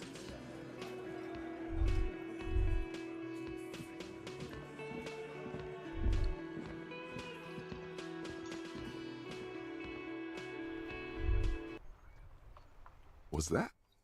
Could it be the Col de Mama Dakwa? No, it's probably just your imagination ringing in your ear. Is it? Is there a ringing? Listen more closely. There seems to be an extremely high-pitched ring. Ultrasonic. Lena said it was very high-pitched, right? It's like something tickles your ear. Listen closely first. There it is again. You're about to rediscover a long-lost species. Keep It listening. must be very close. Maybe, just maybe, it will come toward you. What are you doing? You're a police officer, not a pansy ornithologist. The only birds you should be looking for are healthy women of childbearing age. What do you mean, Viscous? You're Irish No, noise. I don't hear the call of Mama d'Aqua, and neither do you. Of course he doesn't. He's deaf. Sure, in Lindbergh. We head toward the sound. Oh no. The sound. It's moving away. Somewhere over there. Go after it. No. Too late. It's gone. There is no ringing anymore. Just the sound of the streets. Go then, leave like everything else. No, come back, please. Keep your ears peeled, then. If the species really has migrated to Martinez, you're sure to hear it again.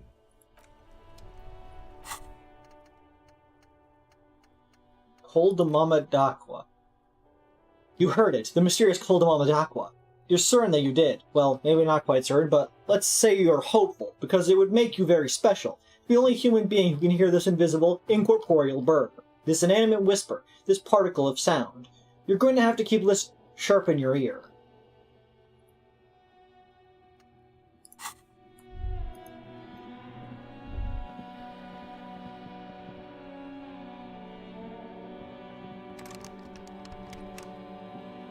An old call box with...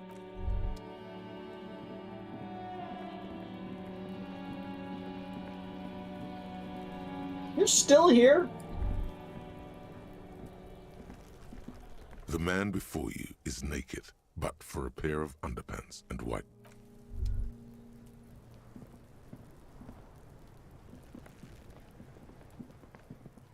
The trash container stands. The smell of rotten food rises to greet you.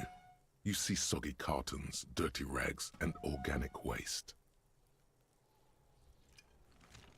The container sounds a muffled gong. Just needed to check the trash real quick.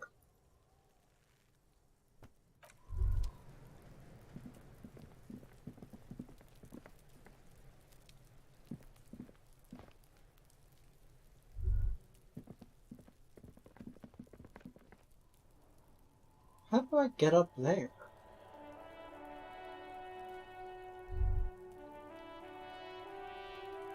And there must be a way through the room then.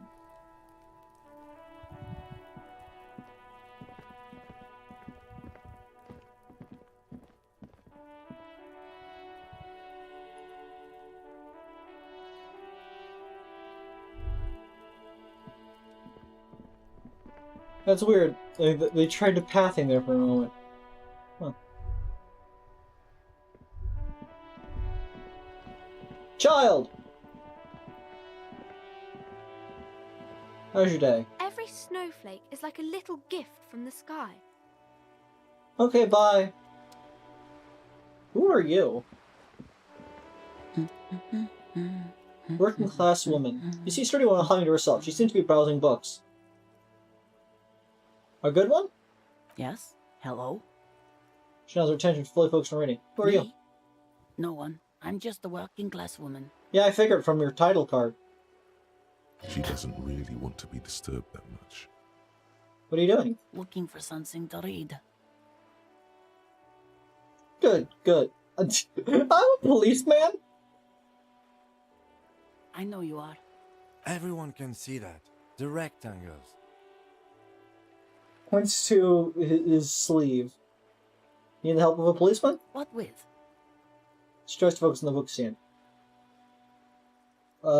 Maybe your husband is missing. My husband? No, he's not. So where could he be? I don't know. At home now? Out drinking with his friends? Working? Where is this going, officer? So what I'm hearing is you don't really know where your husband is. Yes, but I don't really need to know where my husband is. Not all the time. Wouldn't you like to? No. She looks you straight into the eye. Her right foot is tapping nervously. I can totally help you find your husband. So yourself then. I don't really care if your husband isn't. Maybe you're right. Maybe he isn't missing indeed. I can totally help you find your missing husband. Why are we still talking about this? I haven't lost my husband. She has, though. The husband is totally lost. You should tell her that it's okay. It's okay. What? It's alright to not know where your husband is. Nothing shameful in that. Who said anything about shame? Stop talking down to me. My husband is not missing. But he is. You can feel it. Or maybe it's something else then. Maybe your children are missing. No, absolutely not. Okay, so where are they? Are you a policeman or a nanny? Just turn to... I police whenever I want. They are not missing, sir. You know where they are. They're at home. Smoking! Giving the ladder of vices a chance. They're at home, right? Smoking cigarettes? What? That's just... My daughters are perfectly fine. They're with their friends down in Shamrock. There's nothing to worry about. She's getting upset. Her voice has risen as she tries to convince herself that her daughters are What safe. are you doing to this woman? They're almost grown up now anyway. They're past the age they need me protecting them from everything now. I'm afraid the danger is now greater than ever. Tell me, how old are they? My youngest girl, Jolie, is just shy of 16. Jenny, she is turning 18 next month. But we shouldn't even be talking about them. And can you describe me their appearance? I need to stand out. I need to make identify. Why do you need to know this? Haven't I repeatedly told you that they're not missing? That they're in Shamrock, safe and well, at some stupid party? Did someone say party? You could use a party. Hunt it down. It's for the investigation. I'm trying to... I can do with a party. A killer party, not a lame-o one. Lord. A killer party? What is it with you and Pulp Staples? My God. Please, no more talk about my daughters. They are fine. No, absolutely not. Are you a policeman or a nanny? They Nanny, are not missing. You know where they are. What? She's getting up. They're almost grown. My youngest girl, why do you need... Did someone say Pretty much try to be party? professional. There is no investigation here. I can tell you that. Is your cockatoo missing? I don't mean to disrespect, sir, but you are being a bit of a cockatoo here. For what it's worth, I agree. But cockatoos can't be stopped when they get ladies. It's better to indulge him at this point.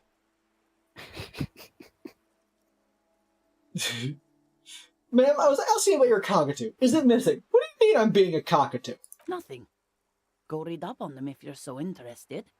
There's a great book in the bookstore. Maybe you should. What if the cockatoo is your astral captain? Or your heraldic bird? Actually, that's exactly what I'm going to do. Thanks for the tip. Get tasked. Wonderful. The store is open. I don't For what it's worth, I agree. I don't even have a cockatoo. And guess what? What? Even if I had, it wouldn't be missing. Alright, cockatoo miss. No, just want to make sure. So, one more question. What do you mean by great? Got it. Wonderful. Watch your browse books. Her hands move over the book covers. The tips of her fingers look rough, stained with yellow. It seems like she has spent a lot of time at work, smoking. That's all for the moment. I'll let you read. The woman before you nods and returns to her reading. That was a very fruitful endeavor. Just harassing a random woman for literally no reason. Do not show her a corpse for no good reason. I'll show anyone a corpse for no good reason.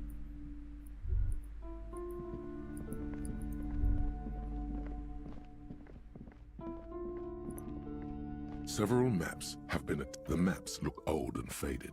Your eye catches Steal. a map of Insulinda, a map of you peek at the storekeep, waiting for her to be distracted. When she's not looking, you deftly rip the map off the bulletin board and pocket it. You're now the proud owner of a map of Martinez, which, to be honest, did not even cost that much. Interact. Oh yeah, I should look at this. An intricate web of blue lines stretches across the torso of the hanged man. From the right shoulder, to the solar plexus. I see. Each time the lines intersect, a small white star is formed in their crossing. Hundreds of fading asterisks riddle his skin.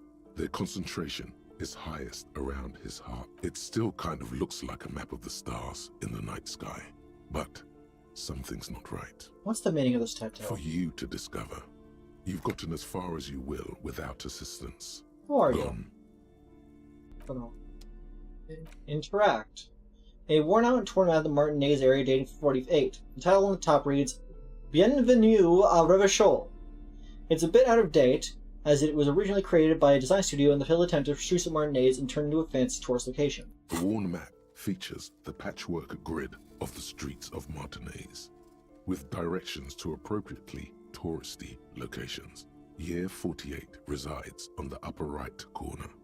Trace the path through the grid. Your finger moves through the various streets, across Rue de Saint-Ghislain and Rue Saint-Sipar, over Saint-Brun and Martinez North, finally coming to a halt on the spot where you are currently standing, although the map gives no such indication itself. I see. For a more detailed view of the map, go to your journal and select the Map tab.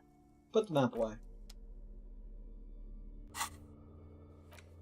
We have a map! We are pugging. Why is the ocean like that? And also all this kind of like scattering away into meaningless nothingness. You did it. Martinez is a district and Jamrock border of Revachol zone of control. The entire game takes place in this one map, I assume.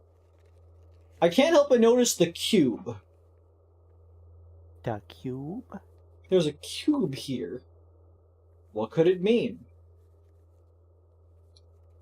So like, that's the shack where the trade happens. That's the waterfront thing that we can't cross because it's blocked by a billboard. That's the whirling in rags.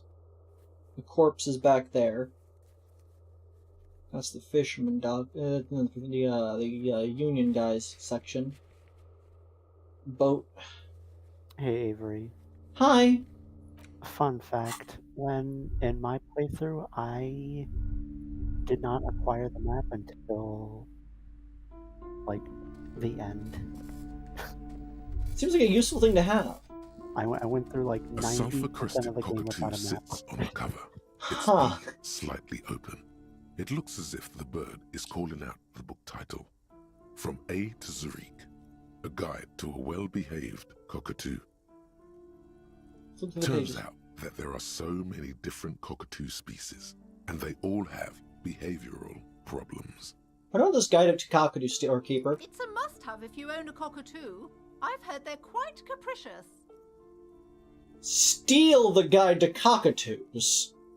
How many things can I steal before Kim gets mad at me? Why must Avery stealery? 'Cause I'm very poor.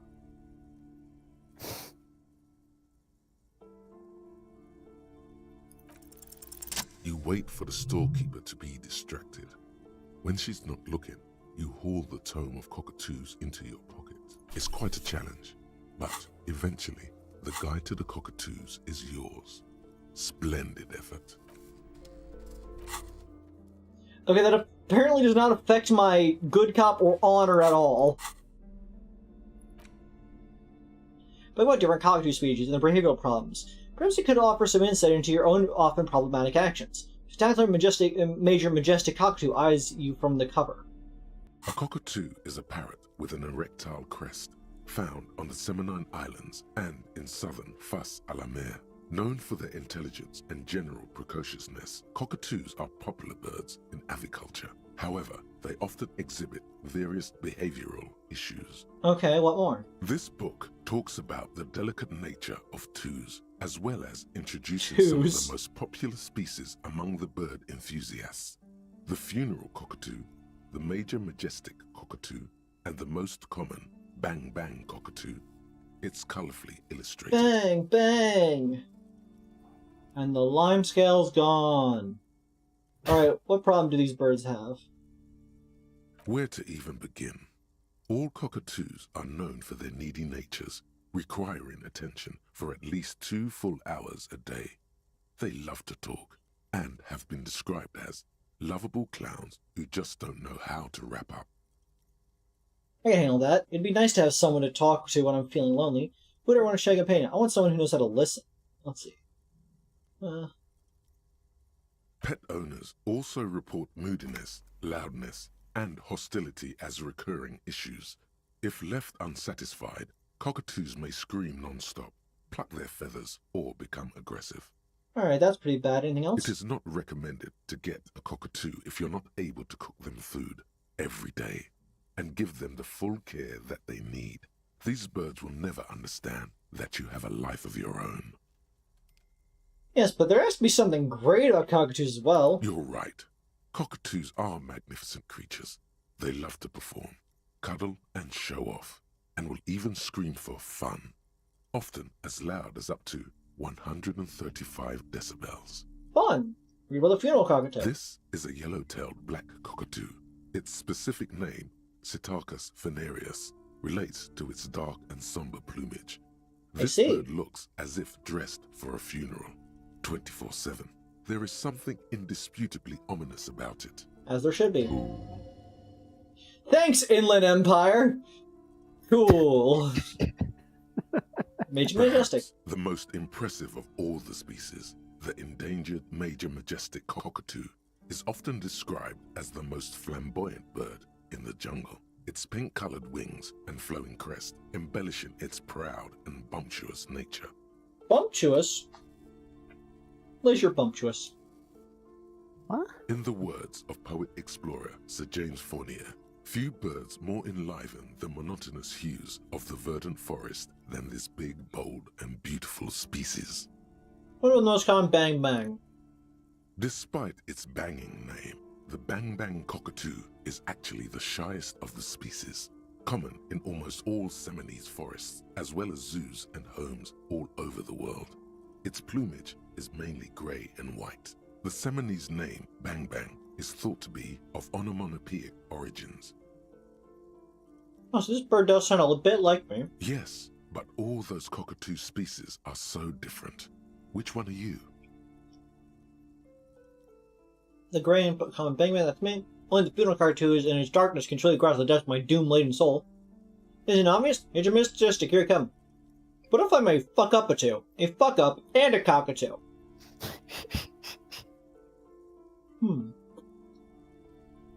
It's a good question.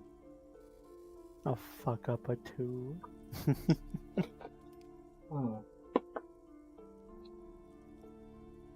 Avery, what kind of cockatoo are you? Me? Of the given cockatoos, I would say Major Majestic. I'm very colorful and energetic, and can make noises up to 135 decibels. True.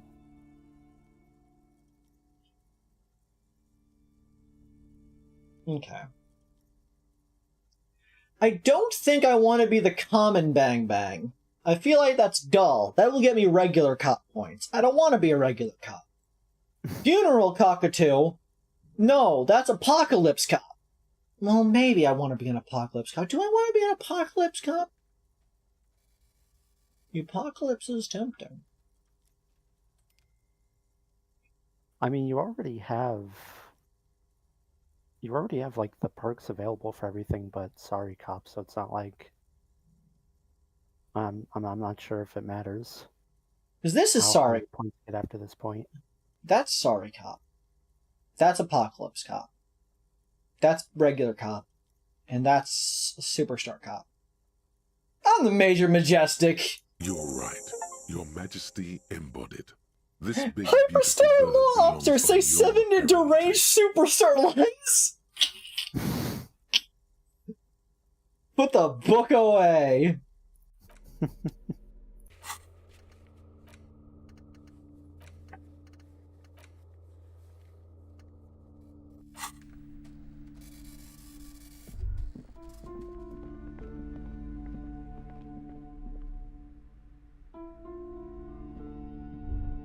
What was going on with this curse again? The curtains, tattered with age and covered in dust, hang before.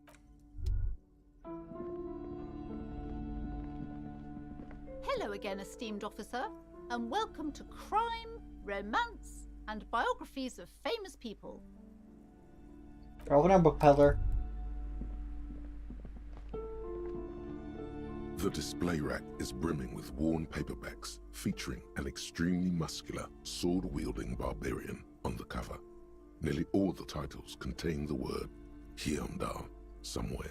This was the interesting one, right? The one that was that we had a different reaction than Letta was finding this one, right? I think that means it's plot relevant.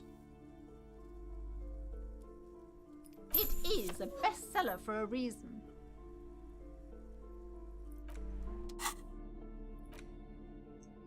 The frontispiece of the old paperback features a muscle man in chains, kneeling before a salacious-looking woman on a regal seat. One of her lies between the throne and the man, casting shadows on the wall. The shadow of the vixen's headdress looks like a pair of demonic horns. The edges of the pages are worn and smudged. A lot of people have read about the Devil Woman's altercations with the Hyamdal man. Look at the back cover. The jacket copy proclaims, "Man from Hyamdal returns in his most exciting adventure yet. After crashing into a strange jungle, cannibalistic natives abduct his only surviving comrade, Noble Tyribald. Before Man from Hyamdal can mount a rescue, he is ambushed by a tribe of female warriors and taken to the ancient citadel of Cloud City, where a mysterious and wicked queen rules supreme. Will Man from Hyamdal be able to escape his dire situation and find his missing friend?" I hope so. Time to flip through the book. You open the book to a random page. Man from Hyamdal wielding his two Zweihanders. What do you mean wielding two Zweihanders? His visage fixed in grim determination. He's not just one-handing a Zweihander, he is one-handing two Zweihanders, including off-handing the one of the Zweihanders. Zweihander gets its name from the German two-handed, because it's a sword you need to use both hands to properly wield. What do you mean he is dual-wielding Zweihanders? Avery, Hyamdaler man is just that good. He is dual-wielding Zweis. His arms, whirling like windmills, are soaked with the blood of his enemies. Mangled corpses litter the battlefield. Oh shit, gritty and heroic. Let's give this a chance. Gritty and heroic. Berserker rage burns in his azure-hued eyes as he brings glory and honor to his long-lost Hyamdala tribe. From the village of Hyamdal, the ivory giant roars like an ice bear, and the winds of Gatla howl out his name.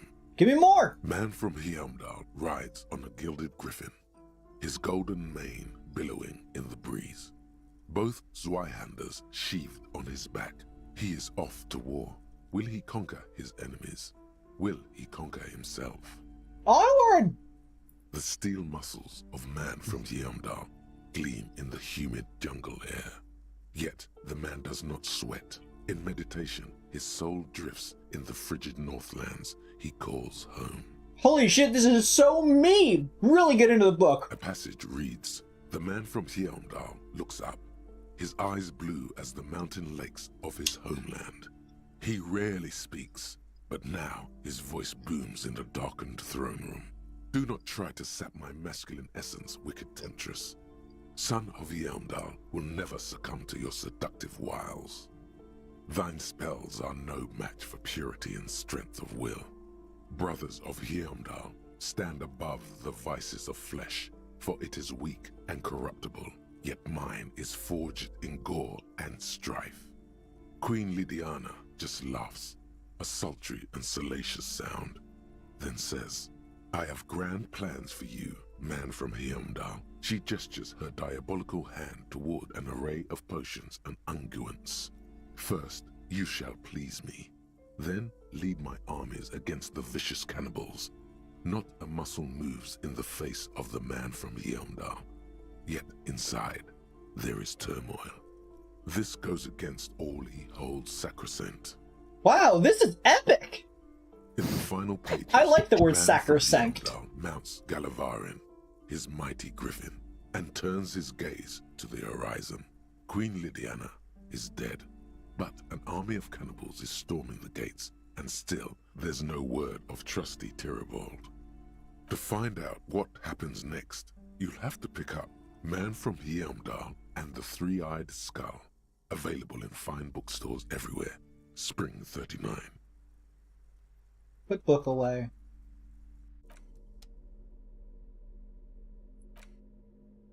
The edges of the pages are... You open his arms whirling. Berserker rage burn. The edges of the pages, you open the book, his arms whirling like... The edges of... You open the book, his arms whirl. Berserker rage burn. Man from Yelmdal, the steel muscles of man. The edges of the page, you open the book to a random... His arms whirling like windmills are so... Berserker rage. Man from here, the steel muscles of man from Yelmdal.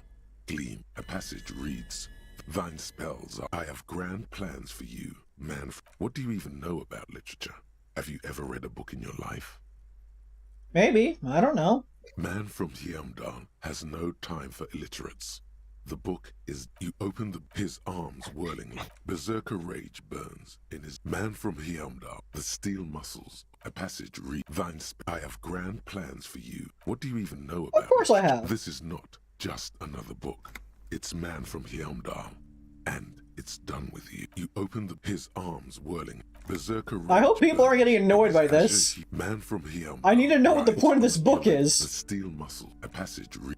I have grand plans for you, man from here. In the final, to find out what happens. You gain nothing from this book. Fantastic.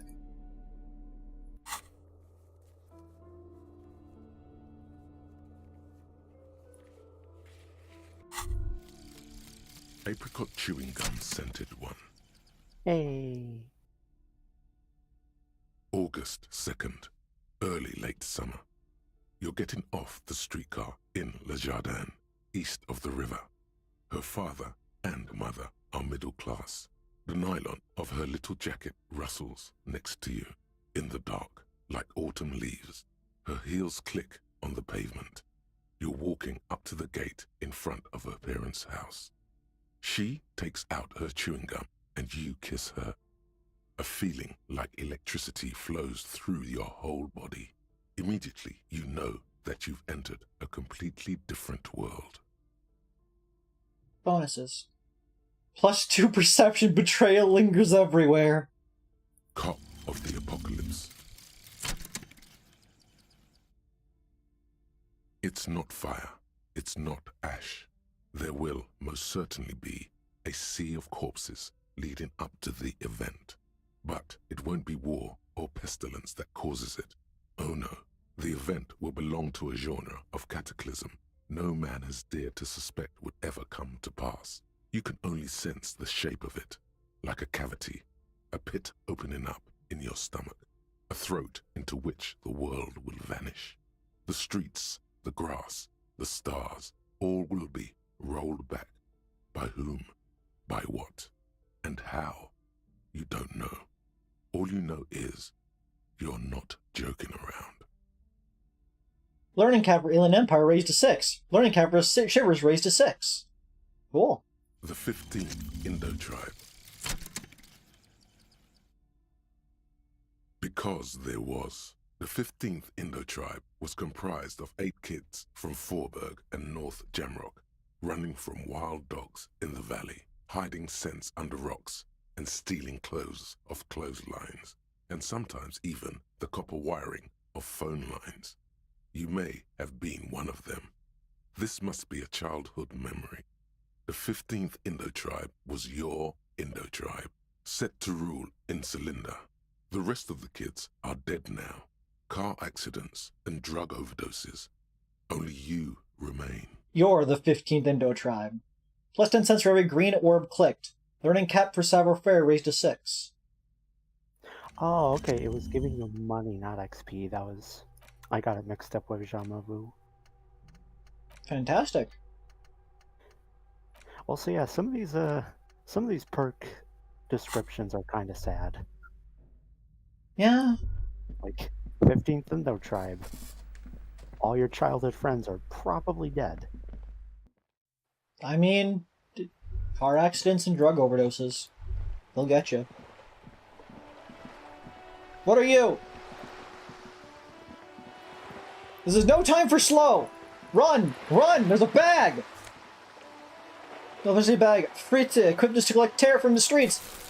Hey! Now equip the bag.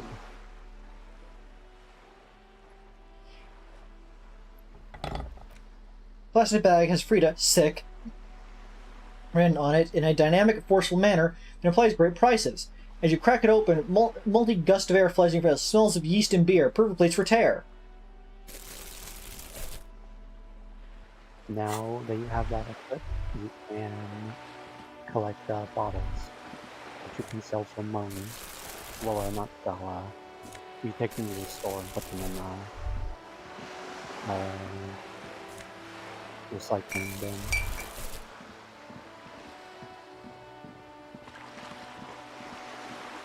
Economy! I'm pretty sure Hobocop makes it so you get more money from it too. Yee! Oh, now you actually be able to buy things eventually. Instead of stealing everything.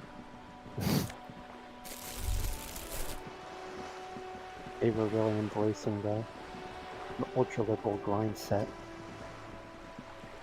Gotta turn that mindset into a grind set, Liz. Also, yeah, you're gonna talk to Joyce more now that you have that, the Jamavu. I know, but currently I'm doing an economy. The economy. One entire economy.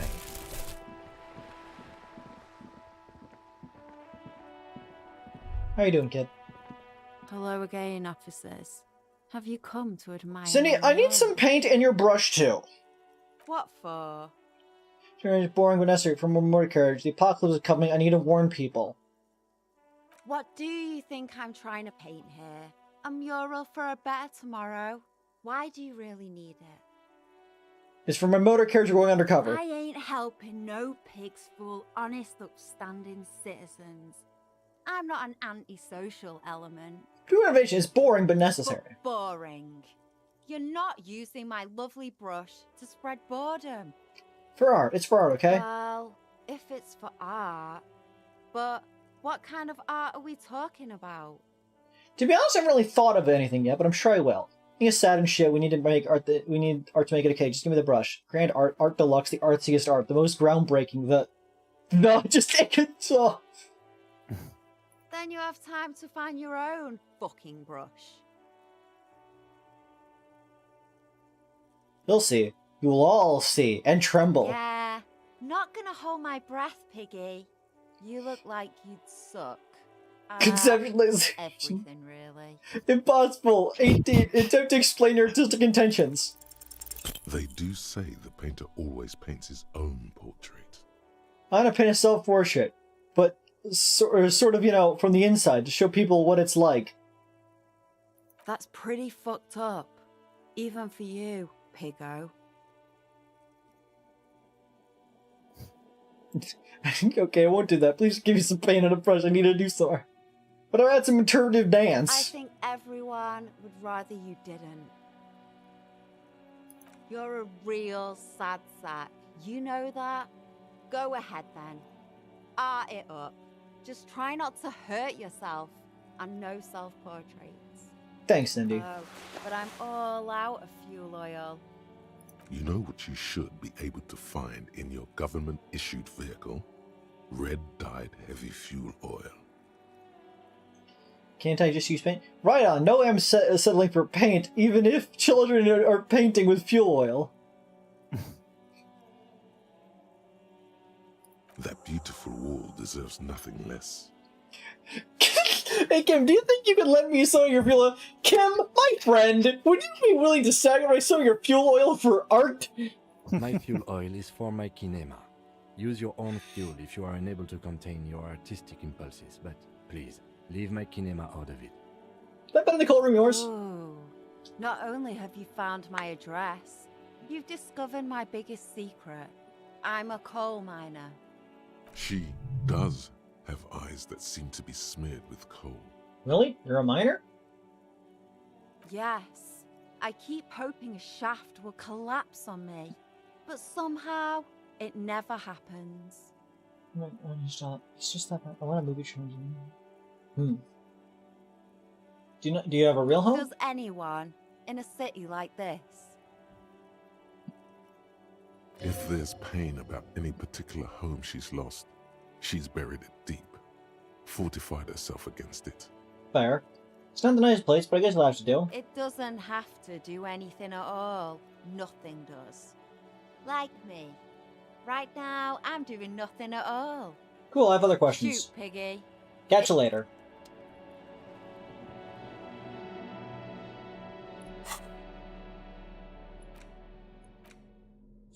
Brush. A paintbrush belonging to Cindy the Skull, an aspiring artist. Its bristles smell nauseatingly of heavy fuel oil. Specks of red, orange, and green paint cover the aluminum ferrule. Aluminium.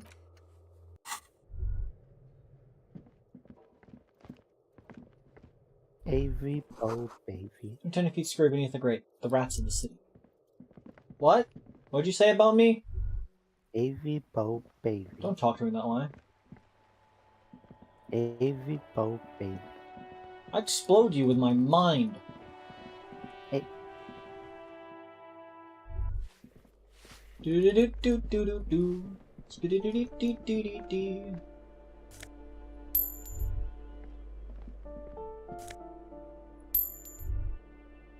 Moan.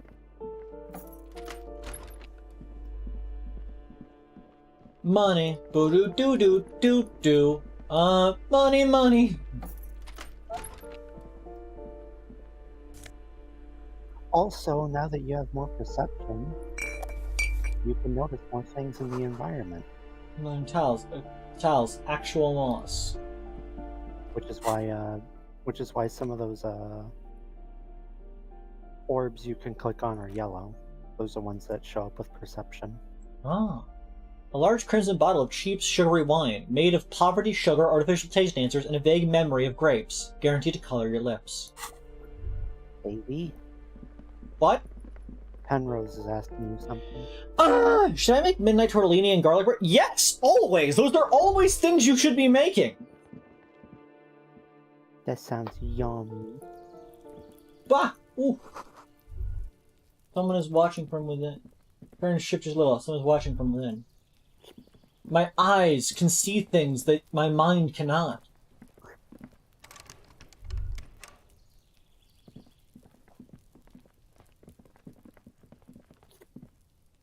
This door is made of metal.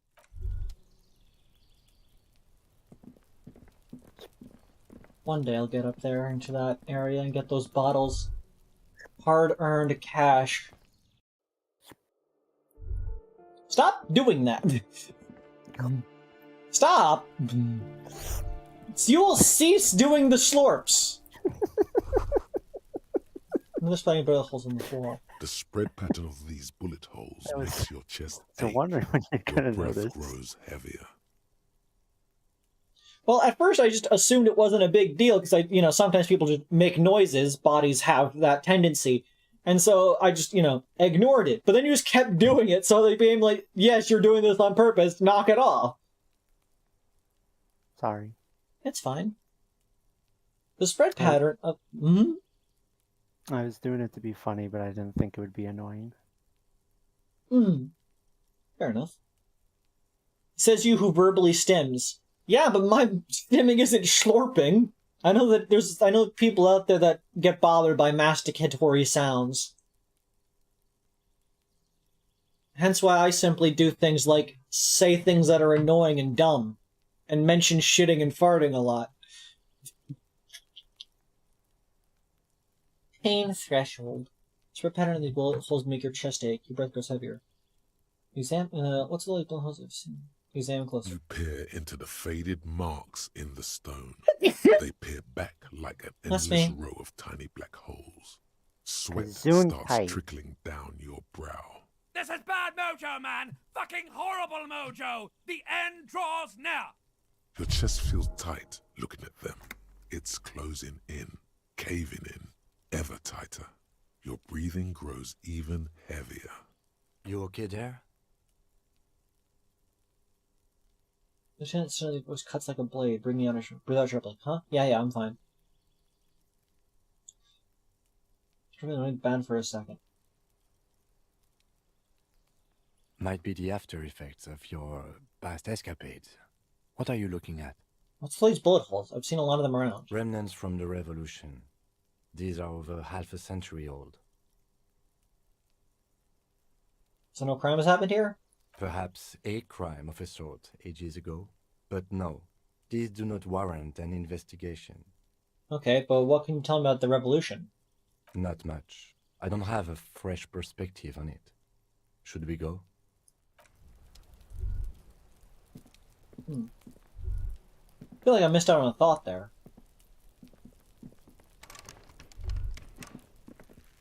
But Avery, you have a thought right here. You're a thought. Child! Trying to sneak up on me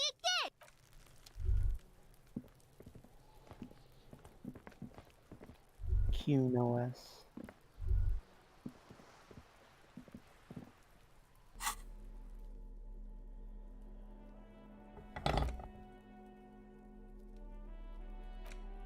Oh yeah, I still need to get paint. No paint for you.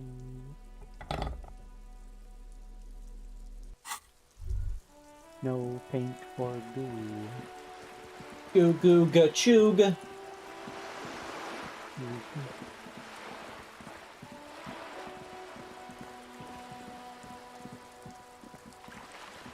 Avery be like verbally stems. Yeah, I'll just grab that from all the way up here. Avery be like verbally There. swims. Working class drunk. You know what this means, right? What was that? I said Avery be like verbally stems. I've never verbally stemmed before in my life.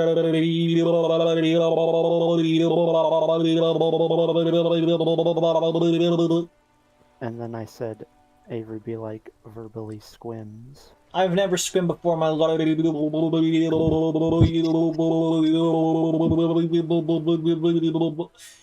Anyways, case solved. Cracked it. All in a good day's work. I was gonna say I verbally stem a lot, but I try to keep it to myself whenever I'm in a voice chat outside of like, yeah. When I verbally stem, I need to make sure everyone can hear it. Based. Otherwise, what's the point? Cracked, all I get is her. Wait, what did I crack exactly? What do you mean, what did I crack? Look at how working class that drunk is. Avery, I wish I had your confidence in being loud around other people. You just gotta go all in. Ignore the haters. Praise the bladers. It's her husband, the missing husband! Yes, and you found him. Now go and tell the working class woman. Protect and serve, recruit. Give me the champagne, I'm going in! There's no need for champagne when there's honor, recruit.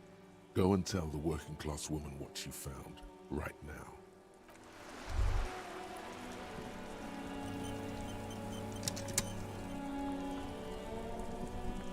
Working class woman, I have found your husband!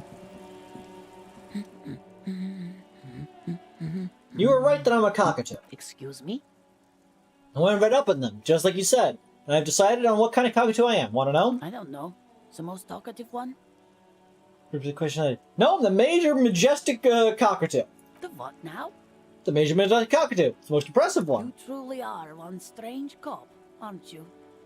With this belt like shit. Protect and serve, madam. I found your husband. God damn it, I already told you. My husband isn't missing. I found him nevertheless. I'm that good. Very well then. Where is he? Right on the corner. He has pissed himself. Our hammer-toting comrade was at the bottom of those stairs. There, point to the working class drunk down near the sea. Excuse me? I don't follow. There's something else hiding in her voice, though. A trace of worry. I found a working class drunk, and I thought he might be yours. Right, 'cause working class women come with alcoholic husbands. You know what? What? I'm not gonna say what. Something bad, I guess. I'm sorry. I say stupid things sometimes. I didn't mean to. I'm not saying sorry. I'm not saying what. You were right. I do have an alcoholic husband. Although not that one. Ah, blam. Knew it. But you told me your husband's alright. I did, and he is. He's also an alcoholic. So is he missing as well? No, he's not. Or maybe he is, I don't know. He's probably in the park, or in Shamrock somewhere. Drinking with his friends. Slips away. I haven't seen him for... Well, to hell with him. She completely forgot about her books, staring blankly in the distance instead. There. She's worried now. Okay, is this me, or do we have a missing persons case here? Oh, yeah, no. Don't worry, I'm gonna find him and bring him back home, promise. Well, if he's with his friends, then he's not really missing any involved. Don't take the case. I wouldn't be so sure. This poor turning face to the moon Ma'am, face. just to be completely clear, do you want to report it to the police? Report what? He's just out drinking with his friends. I'm sure the police has better things to do than to chase down local goofballs. Honestly, I just think missing person cases are mysterious. Not only, RCM is ready to chase down every goofball in town. We care about you. She sighs, but he can detect a slight hint of gratitude and relief from her face. All right, go ahead. Do you have any questions? What does your husband look like? Honestly, not that different from you. Right, we're dealing with a cop. No. He is definitely not a cop. I meant that he's a little chubby, that's all. Wait, did she just imply that you're fat? You're not fat. The body type she's referring to is called a Franco-Nigerian hard body. I'm not chubby, and neither's your husband. What you meant to say is that we both share a Franco-Nigerian hard body. Both share what? A Nigerian hard body. Softly round, yet still in shape. Ladies dig it. I'm not sure about the rest, but softly round sounds about right. He's not in great shape. What else? He was wearing a dark brown leather jacket with a bright blue inner lining. The lining is hand-sewn. I made it myself. It's like quivering when she adds. It's his cool jacket. God knows it's too cold to run around in this, but he refuses to change. I even tried throwing it away once, but he just dug it out of the bin. Can you believe it? He's shaking her head. The guy just really is that cool, and I can totally understand. Took it out of the bin? Wow, that's filthy. I mean, if it's that cool. Well, what can you do? I hope that at least that extra lining helps him keep warm at night. I wouldn't like him to catch cold. She's thinking about him out in the cold, in some park, or on the coast. And it's making her more and more worried. When did you last see him? Yesterday morning. He went to the library. He went to retrieve my book, and he promised he'd walk straight back home. Because we talked about this. We talked about not wandering off again. I don't know what to do. I honestly don't know what to do with his addiction. Just makes me feel weak. Like that we just walked up to this woman at random, said, "Is your husband missing?" more or less. And we're more or less right. So, like, super cop, huh? We're just right. These things happen. We have an intuition beyond the wildest dreams. If we were, like, 40 years younger. We would make a great character in Danganronpa. Just when will Danganronpa add Ultimate Detective, but they're just guessing and just happen to be right constantly? She turns away from him in an attempt to recover. Every Danganronpa game should have an Ultimate Detective, but their methodology is wildly different each time. I mean, it's worked for the 2 of the 3 games so far. I think I got it. Thanks. They should do it more. So you are going to look for him? Yes, I'll bring him back home to you. Thank you. Please do. Even though I'm sure he will return home by himself. I'm still sure of that. She tries to maintain a brave front, even though her eyes reveal the She's still worried about him. I'm sure he will too. When he does, would you let Precinct 57, Kim Kitsuragi, know? Here's your slip of paper. I will. Of course, officer. As I said, it's probably nothing. Here's the paper. It's a phone number. Right. What the... She gives you a short nod before return. We are taking on so many cases.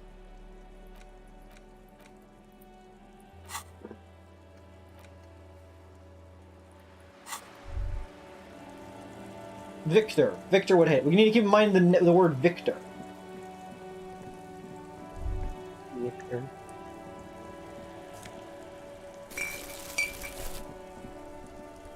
The dented yellow mailbox greets you. Why does that blink sometimes? Why do you blink sometimes? I'm blinking all the time. Blinking You see a set of tire tracks in the brown slush that covers the plaza mosaic. Visual calculus. No, these tracks are not interesting at all. Let the street sweeper just sweep them away. Why am I looking at this? Cop habit. You look at everything. What kind of vehicle drove through here? Hard to say. None. Perceptions. Prescription. Inside, you see a set of steering levers, a radio microphone, a pull-out toolbox, and the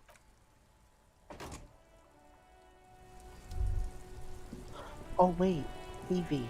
Yo. I forgot. You got the boot off the corpse, right? No, those are still all over there. Oh wait, I mean, you got the serial number off it, right? Yes. You could... Inside, you see a set of steering levers, a radio microphone, a pull-out toolbox, and the This is Precinct 57. How may I assist you? Have you heard back from the ICP about the serial number? Yes. The armor was produced by Fairweather in their facilities in Betancourt, sur la Clé in 42. It was part of a special order for Corps de Pharmacie, a security firm contracted to protect the interests of Oranese pharmaceutical companies in the Seminine conflict. Yeah, apologies for that. I just, in my playthrough, I completely forgot about this. That's fair. So, it seems the armor went to Seminine. That's where the paper trail ends, though. Even the firm has proven difficult to track. Corps de Pharmacie has been renamed several times over in the years since the armor was issued. Do you know what it's called now? The most recently registered firm that the ICP has been able to connect to the CDP is a military contractor called Trinell, and the one before it was Downwell. I think they might be the same contractor. Downwell and Krenel. Armor like this isn't mass-produced. It would have probably been fitted. Perhaps there's a record of who signed for this particular suit of armor. Okay.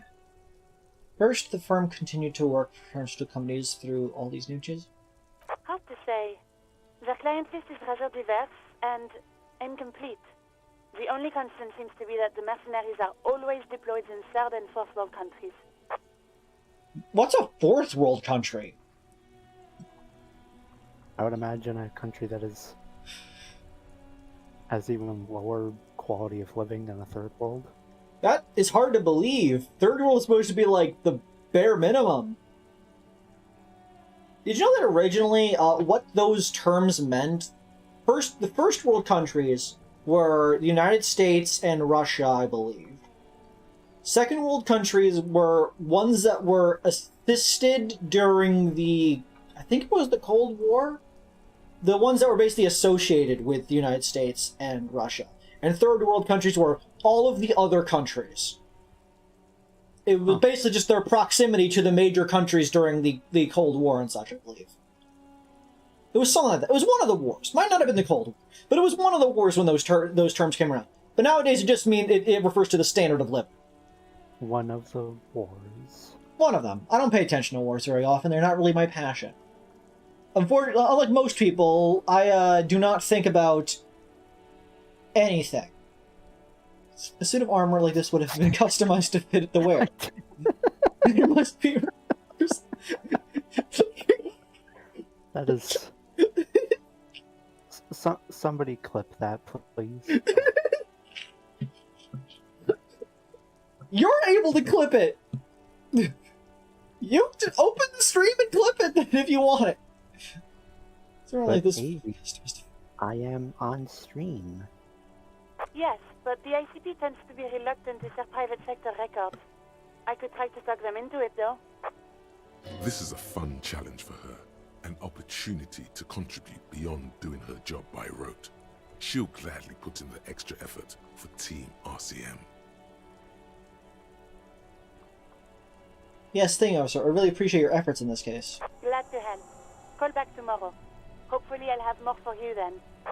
Any more of the owners of the armored boots? Not yet, but I was able to convince the database people to share private sector information. They promised to get back to me by tomorrow morning. Do you have any other questions? Down the reef now. 57. In the cabin,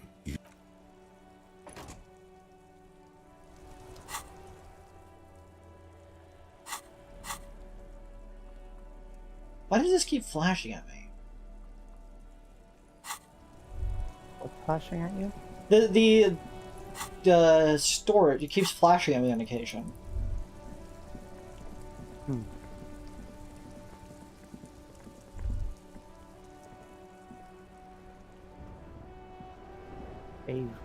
Life doesn't need to be a struggle. There's nothing to burp. I'll be with you in a moment, officer. Let me just finish my sandwich. Talk to Angry Old René first. Angry Old René. Hey, you've now met the old man. Have you no shame? Whining about your back every time you bring out the measuring tape. René, you're a man with a fork in a world of soup. Please, let's just try to enjoy the game, alright? Gaston Martin. This one's still chewing on a sandwich. I'm trying to, but you keep breaking my concentration. You're old. I can see that. We're both old. Now stop grabbing your ass like it's a girl. You got a fair point? these manly men are playing balls. This is a ball game. Grab a ball and play it. Don't ask questions. Shoot first. Ask questions never. Shouldn't I ask what this game is? What the game it is first? No, you got this. There's the ball. You're the game. There's the ball. You're the game.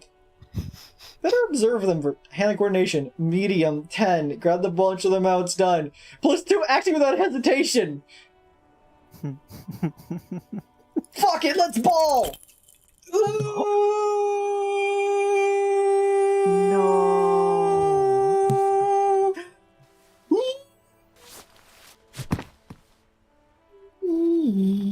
This felt wrong. Wrong like touching your sister's breast. You threw your sister's breast.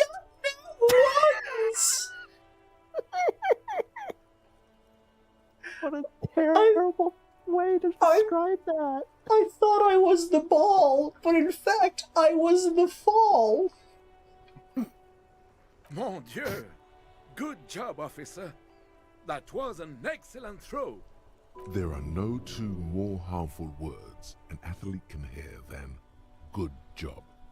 And this was downright embarrassing. Mossback and his shitty ball are mocking you. You need to get angry. Use swear words. Mention spunk. Hold on. Why did it feel so wrong? throw was terrible, and you know it. No need to mock me. I thought something way more spectacular. The damn ball was slippery as fuck. How do you expect me to throw this piece of shit when it's got old man spunk all over it, Mossback? Oh. Well? That seems mean. What? But Half-Life told me, mention spunk! What about the option? A situation. Why did it feel so wrong? Your muscle memory knew what to do and went for it, but there were gaps. Something about it was completely unnatural. Corrupted. Yeah, gaps you tried to fill with thinking. We don't think in sports. We do. It felt like you were going for a thrust or a lunge. There was definitely gonna be jumping. Maybe you scored a point, but this is a fiasco. The damn ball was slippery as fuck. I expected to throw this piece of shit when it's got old man spunk all over it, Mossback. What are you talking about? You just executed a pretty much perfect pétanque throw. With a pinch of fear. How are you ever going to get the officer's shit off your nose, Gaston? Or even climb out of his ass? Well, that's just how Johnny Ballgame is. Throw it in here. Right. Was the demonstration it? Or do you still need something from us, officer? Yes, officer. What do we need from this gentleman? Avery. Hello. In my playthrough, I passed that check. Do you want to know what happens? Sure. Are you sure? Yes. So when you pass that check, you proceed to like just fucking yeet it into the stratosphere, like you basically do a shot put throw, a shot put ball throw. Where you spin around and you just fucking chuck it, and that completely pisses off the old men because that is not the game they were playing at all.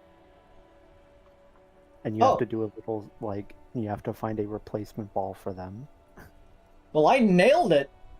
So in this case, failing was actually the better outcome.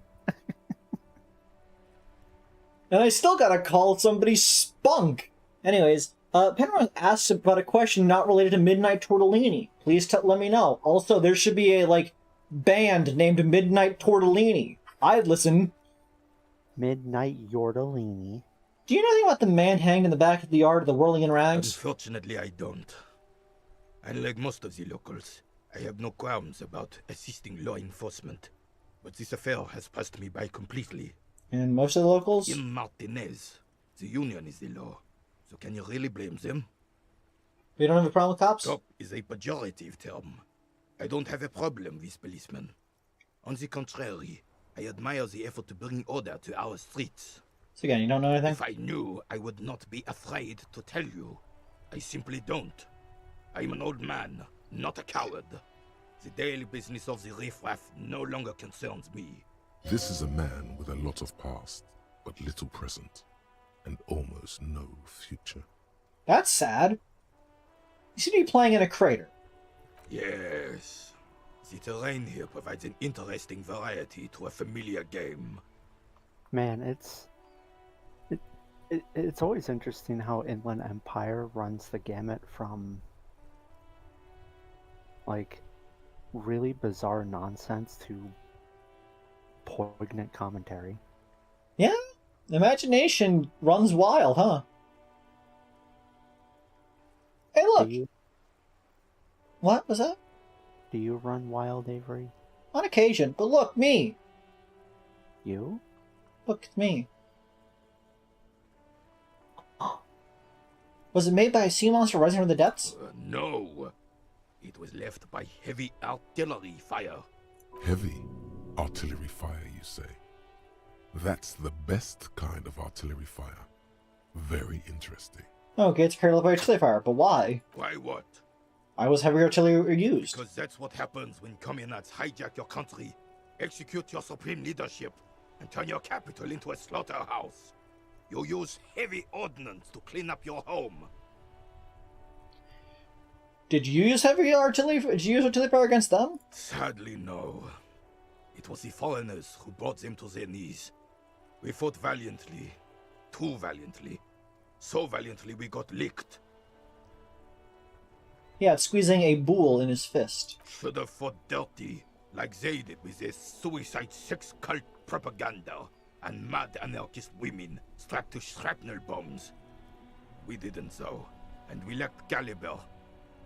God bless him, but the suzerain's cannons simply weren't big enough. You should have chosen a place away from people. Why show them here in Because Martinez? this place is a damn beachhead. Had to soften the commies up first. The beachhead? Yes. The military coordinated amphibious landing to take back Revachol. Martinez was used as one of the 3 footholds in Revachol during Operation Deathblow in 08. The other 2 are off in Stella Maris and the Delta. Deathblow sounds grim. This here is Blood Ground, where coalition boots first made landfall and cleaned those rabid dogs out. Most likely, we're playing pétanque on their mangled corpses. Blood ground. You got old René going there. Like he isn't hungry enough already. Holding coalition? Don't get me wrong, officer. I hate those foreign dogs, but the enemy of my enemy and all that. They're the lesser evil. Is that why everything's so bombed out? Damn right, son. They laid the fire of hell on the city before they stormed it. And it worked, too. There's a strange gleam in his He eye. approves of this radical approach, knows it was necessary. The rest of the city got cleaned up, but Martinez they keep as a monument. And now the Union Socialists are practically running the place. Well, it's your own damn fault. You, we, the coalition, Revachol, whoever you want to blame, never finished the job. Officially, the party never surrendered. Of course, they still all influence. You don't even begin to truly understand the players at the table, let alone the specific circumstances surrounding the... What do you think? That's how it should be. Soft socialists paving the way for the hard-working class to take over. Foreign powers cleaned up our mess, and now they rule us. Shake our head and shame it. But she's quite capable, actually. I just don't understand how money works. Nothing. I don't think. I just do.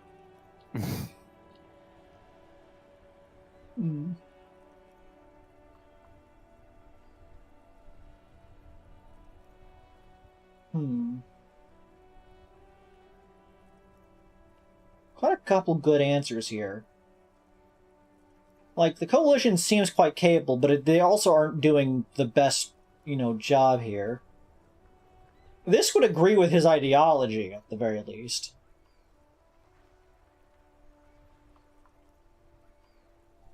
I guess I don't think, I just do. That tends to line up with my personality. I'm just so damn sorry it had to be the coalition.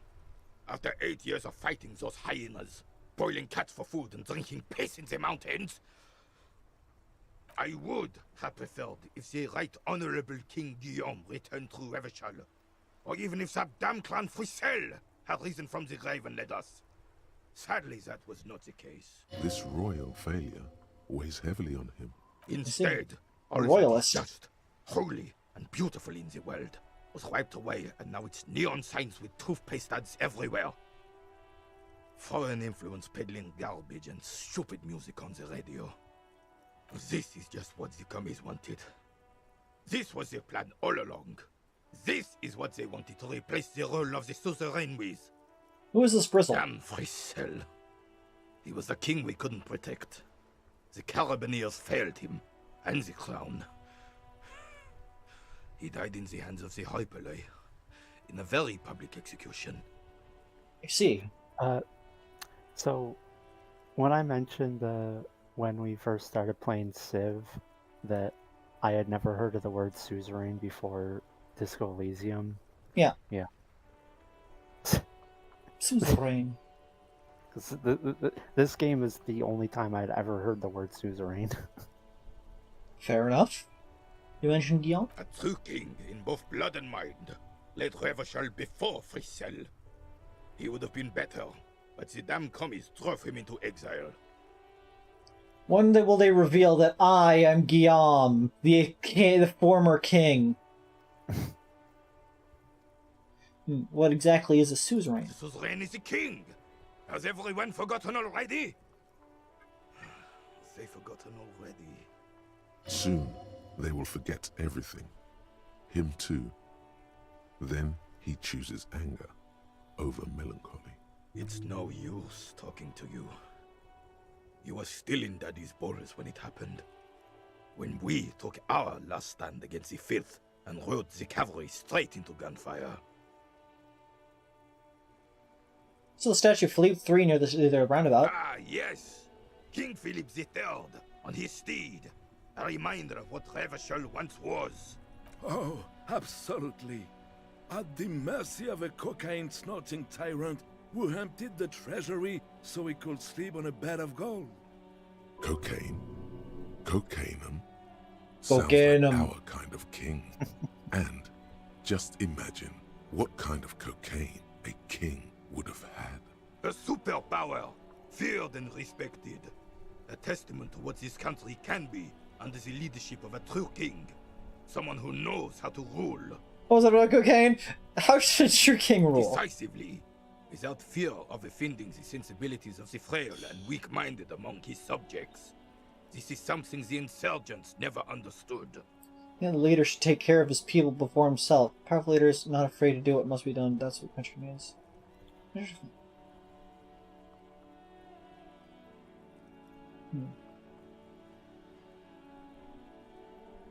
Personally, I lean with the first one more.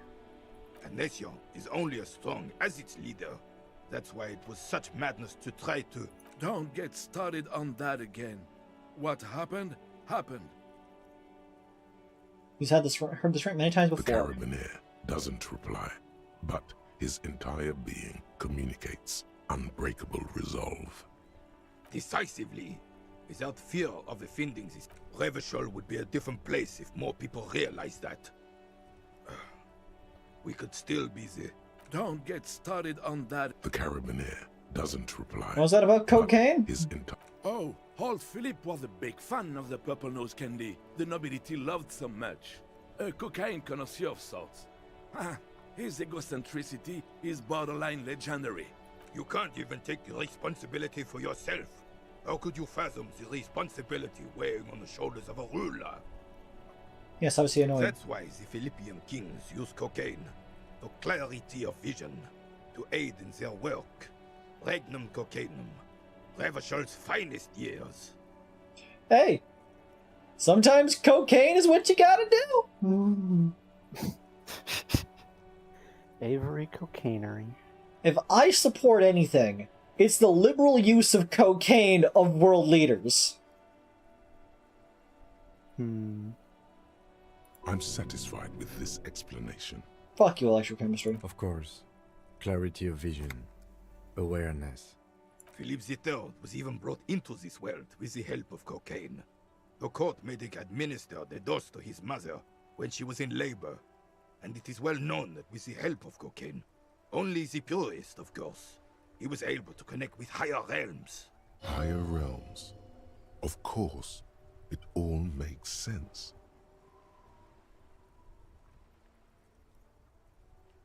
Seems like irresponsible behavior. Okay, it sounds like... What was that about higher realms? It's really not. Please, do spare us the cocaine fairy tales. Yes, indeed. We're not here to investigate. Oh, you can't. That's why. I'm set. Of course. Philip III. Higher realms. Seems like irresponsible behavior for a monarch. From what I've seen of the officers of the Elysium... But I don't want to get into a debate about drug policies. Let's talk about something else. Right. Well... Got a 3% chance. Anyways, let's get some double sixes in the chat. All you observe is or a veteran 4-1. refusing to let go of the past and his old uniform. This is not uncommon. It's a really cool looking uniform, though. I will admit that. Like, that is stylish as hell. This is the uniform of the I Royal really like the Cavaliers buttons. in service of Fissel the First. You like the what? Guillaume Le Lion, These buttons, like, going valiant across King back and Philip forth. V before him. Don't you mean Frisell the Fan? You do not speak his name, Craven, although he was a clown. But he was our clown, ours to ridicule and to mourn. Hey, that's respectable. There's something you missed. You will get to it. Don't worry. Thanks. Thank you for your time. I like when your skills are...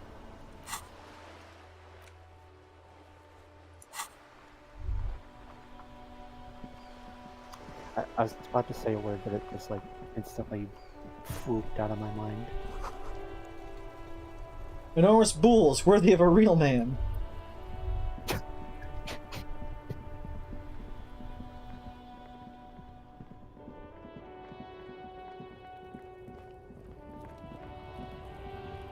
Oh right, yeah. Now that it's Tuesday, this happens.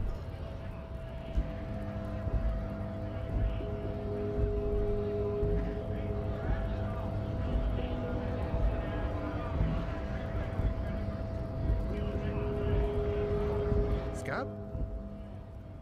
Asks a man with jolly eyes tilting his head. What did he just call you? Oh no, not this again. You just got away from that fucking kid. No, I don't want to deal with this again. Did you just call me a... No, I said scab. Okay. Avery, do you know what a scab is? A scab is a person who, in lieu of a union strike, goes to try to get work anyways because there's now an availability because the people aren't working. Yeah. Oh, this is Call Me Manana. Yeah. What exactly is a scab? A kind of a worm, content with mere survival. They come, they want to do our job for shittier pay, screwing over both themselves and us. Everybody loses.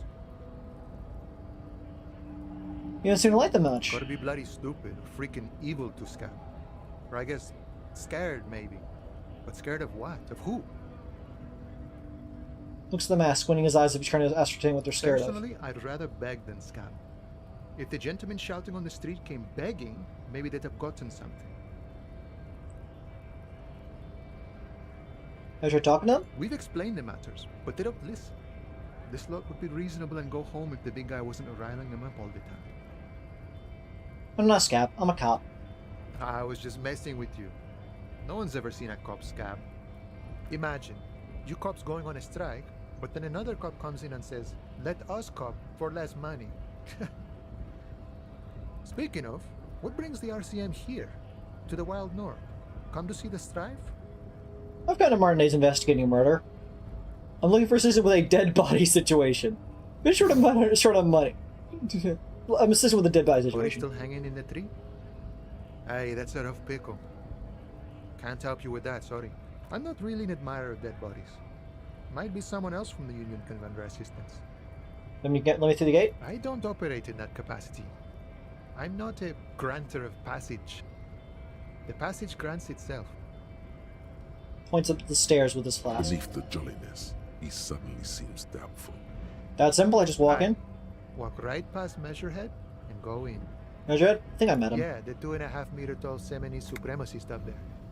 Walk right past him, then press the button to unlock the door, then go past him again, and you enter the arbor through the office.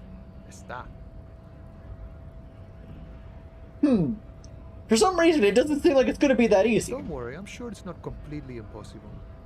For example, you could best Measurehead in a physical confrontation, or you could convert to a Seminese supremacist worldview, or maybe it actually is completely impossible. Has anyone ever bested a physical confrontation? Not yet, no. He's incredibly strong. Nothing a couple of solid hooks from Dexter and Sinister won't fix. Hey, I like that. I like that. That naming convention. Dexter, from the term found in the word dexterous, and sinister, just in general from the word sinister, as you might recognize, come from the words from flag making to refer to the right and left sides respectively. Dexter means right, sinister means left. The reason why sinister typically means evil is because people that are left-handed were seen as evil, and so the word sinister got associated with it. Dexter, coming to the word dexterous, meaning, skilled, as well as ambidextrous, which means two right hands. Because it's implied that your right hand's your good hand, and so if you have two right hands, both your hands function like right hands. Oh. So yeah, something that is dexterous means it's right, and something that is sinister means that it's left. Simple as. Has any of the scouts tried converting to his worldview? Jean-Luc himself would say the philosophy has proven overly heroic for the scabs to convert to. Not enough intuition. Got it. Another thing. Sure. I'm the Covenant Marines investigating murder. Murder, huh? That sounds like a lot of hard work. You'd never see me investigating a murder. It's actually very fun and easy. It's actually very fun and easy. You're right, it's almost impossible. I'm 91% sure I'll never get it solved. Yeah, what I'm doing. Maybe you want to help me solve it by telling me who did it. Of course, Policia. It wasn't me. You can rule me out. Easier that way. Works for me. Murder, huh? That's actually very fun and easy. Believe you. Post L'Aventurier said the same thing. They tried to get me to be their postman. So fun, so easy, they said. It's just walking. It wasn't. I'm doing much better here at the harbor. Being an honest union man with a lot of free time on his hands. Murder, huh? That sounds like a lot of hard. Probably not. I wouldn't even know where to start with that. Much better here at the harbor. For an murder, huh? I have no idea what I mean. I have no idea what I'm doing either. I don't even know what day it is. Don't tell me. It's a better day that way. Fair enough. I like calling Manana. Yeah, he's a nice guy. Let's strike about anyways. You know, serious business. I'm sure the big boss will be glad to tell you. You'll have to ask him first. Also, I like how his name just means call me later. Yeah. He's a chatty guy. Wants to talk about the strike. Return once you've met the union boss and are on a better footing with the organization. Nice talk. Gotta get moving.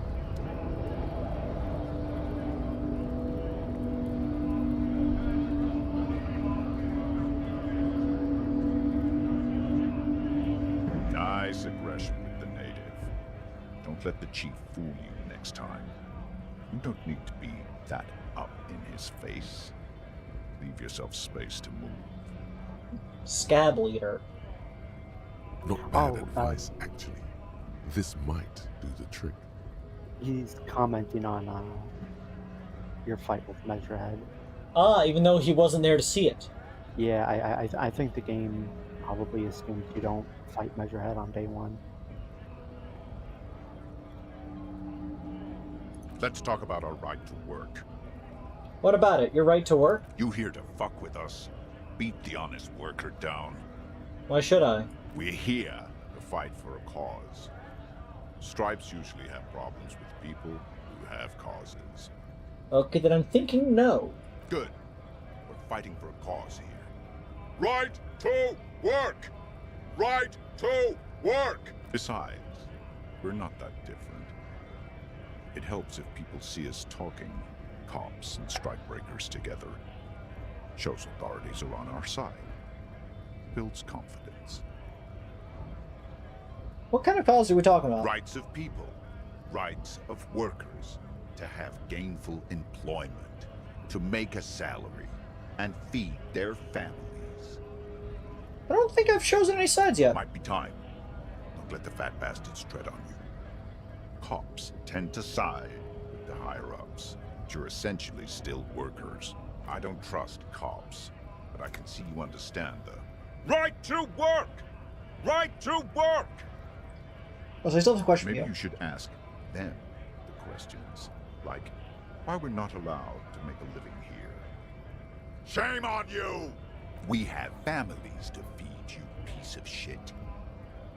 Points his finger at the man sitting on the railing. So do we, Scott. The man hollers in return. When he gets into the... What is a strike? When a bunch of ungrateful, lazy cockroaches can't get their act together, decide to block honest work from other people. In colorless worker overalls. What did the strikers want? They mumble nonsense about boardrooms and workers' rights, while we have the right to work! When the man moves around, you perceive some serious abs underneath his tight-fitting shirt. This man is in shape. How come you're built like a brick shithouse, but the other guys are so scrawny?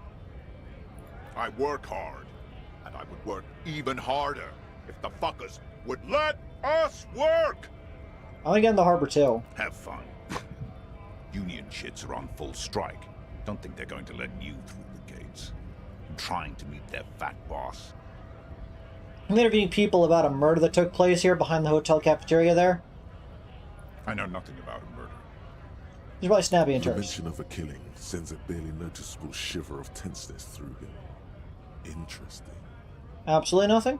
Wouldn't put it past these harbor bugs. They'd do anything to stay alive. Right to work! It's shameful. Cops doing nothing.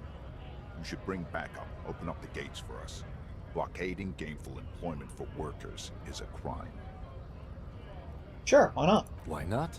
I see numerous reasons not to pick a side in this local matter. Pity. Let us work! Have fun. Union shits are up. I know nothing. The mention of a... What are you talking about? I'm not tense. Yes, he's tense and dangerous. Somewhere below it all. Right to work! This really is my area of expertise. We are not picking a side in this. Pity. You've been talking to him for quite a while now. Something is off with this guy. Ask him where he's from. Gotta ask, where exactly you're from? What's it to you?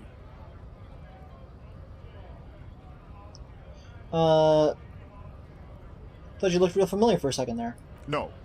Don't think we've met before. I came to help out the people. Already got that. I'm interested in your background. We're all workers, right? Workers stick together. Came from the eminent domain, in Jamrock. Backgrounds in odd jobs, heavy lifting, cargo hauling, bouncer work. I know the drill. A bouncer? Where? I've ran a lot of bars and I know one. Sweet, I know bars been thrown up from several. Maybe that's why you seem familiar. I don't really drink, but work has taken me to some. Which one was it?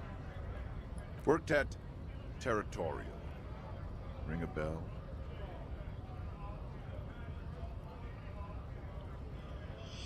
Huh.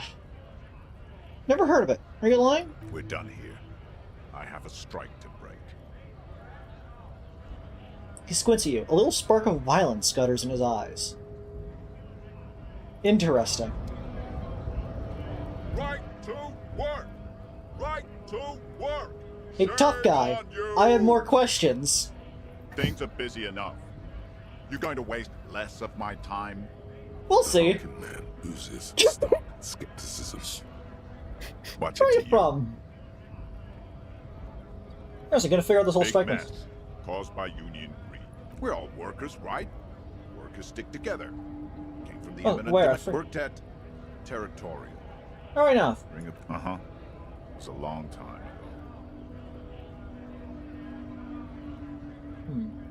What exactly did you go We here? were promised work. We'd be in there, working, if the bastards hadn't shut the gates. And unable to breach the entrance? Main gate's locked. Would take heavy ordnance to bust it open and try to get in through the secretary's office. Door's locked. The guards blocking the way to the access panel. And I don't mean the scrawny mess punk either. I mean head measurer. Or whatever he is. Have you considered storming in, like, all of you? Why don't you go arrest them instead? I'm sure they've done plenty of criminal shit. They have that look. It would be better for the neighborhood if you went home, at least for now, if you can't get in anyway. No! They will give up eventually. Or get drunk. Leave the button unguarded. Then we charge.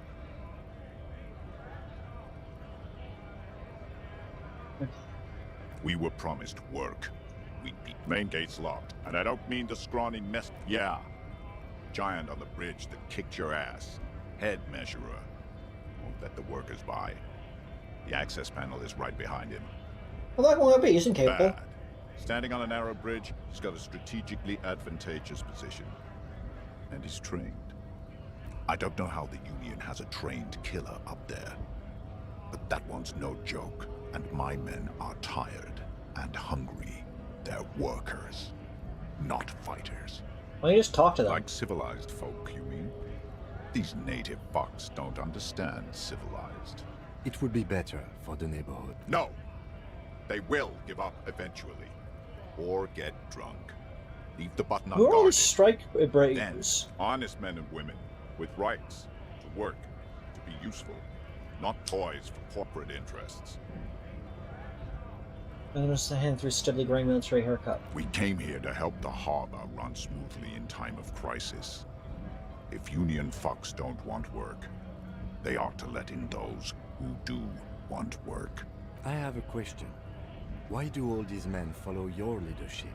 You think they follow because I'm big and loud? No. They follow the rules of the market, the rules of the economy, because they were given a job to do! I need you to be my champion against Jean-Luc up there. No. I'm not a fighter. I'm a worker. You're built like a tank! What the fuck, man?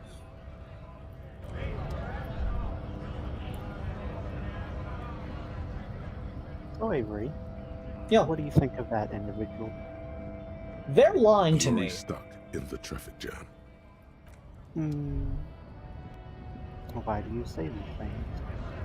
Because I don't think they're here under the correct pretenses. They seem too different. They're loud, they're leader, they have a military haircut, they seem extremely physically fit for a person who's just been doing odd jobs like everybody else. I guess they were a person who was sent in to rile up the scabs.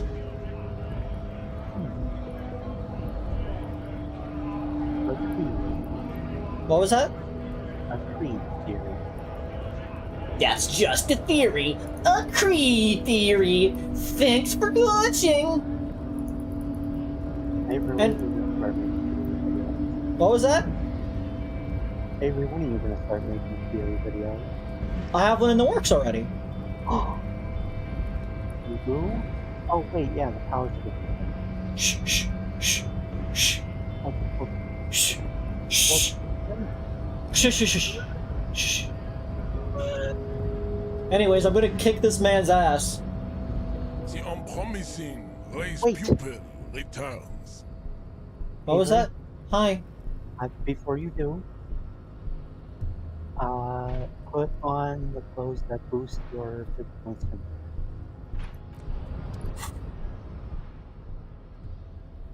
I apologize for backseating, but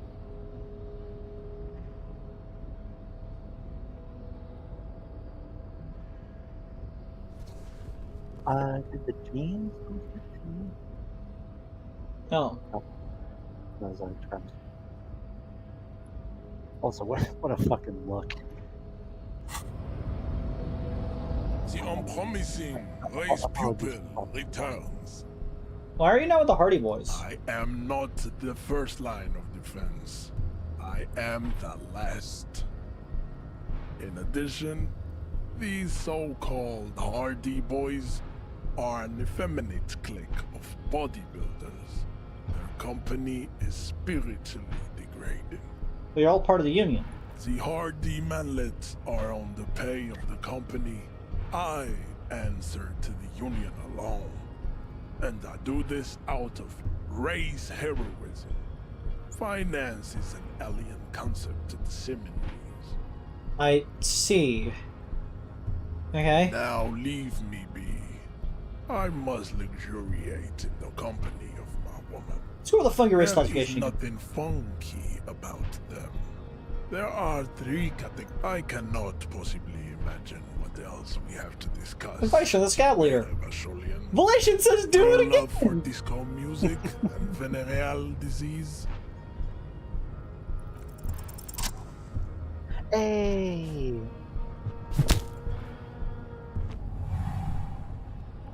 Just like that, instinct took over. A solid strike straight into his throat, into the cartilage. You could swear you felt the soft palate break. Oh. The man is reeling, gasping for air. Time stands still around you. In the distance, the sounds of the harbor are falling silent. All you hear is a small gurgling sound as a trickle of blood appears on the man's lip. He's open. Rip into him. Right hook. Escalate it. Get intimate with him. Bring the hurt closer. Wait, what? What should I do? Rip into him with a right hook, or back up him for a 360 flying spin kick? Well, it's in my username. I can't not perform a 360 flying spin kick.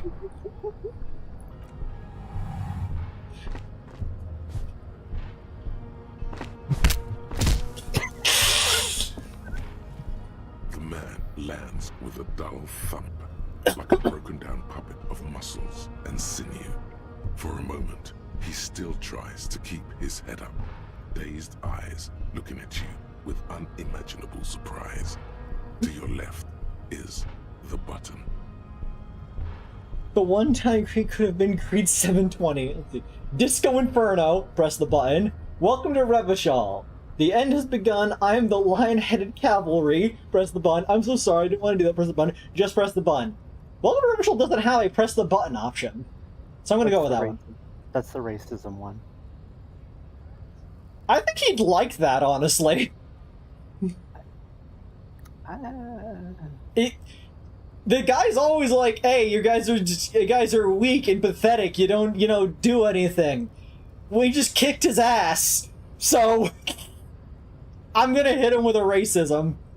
As you slam your fist on the button, the man collapses entirely, his head rolling to the side. Looks like you're the new measurehead now.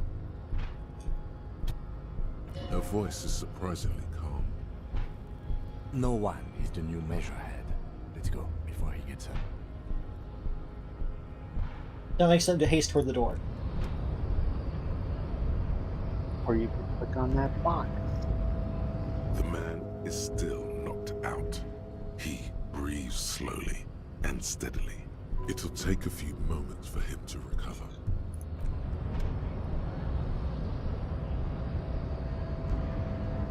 Get out of the way, kid.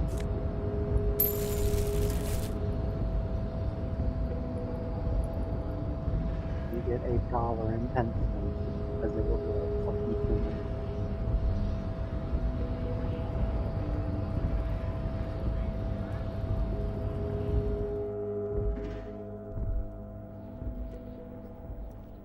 Got a whole room of goodies. Where's light? Can I be opened from this side of the pass card? Oh. A giant aspirin in the pillow and a pattern of coverings in the armrest. The rays emitting a strange buzzing sound. I am going to BRB for a minute. Okay. Book Le Fume, Volume 1, Number 4. Okay. Standard office file cabinet, the drawers seem to be locked. Someone left the coffee machine on. The dark liquid in the pot looks almost sentient. Oof. This is a Dewey Typewriter. The model name's on the back.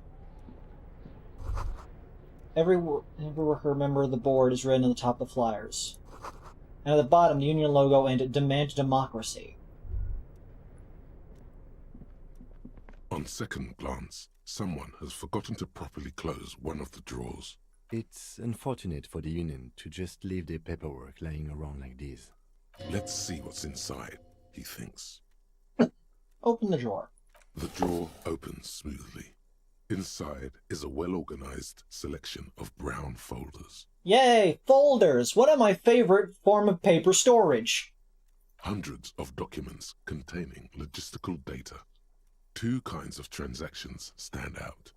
Materials coming into Revachol from the outside world, from Muindi, Grad, and even Ilmarar. Actually, I'm also going to be right back for a quick second.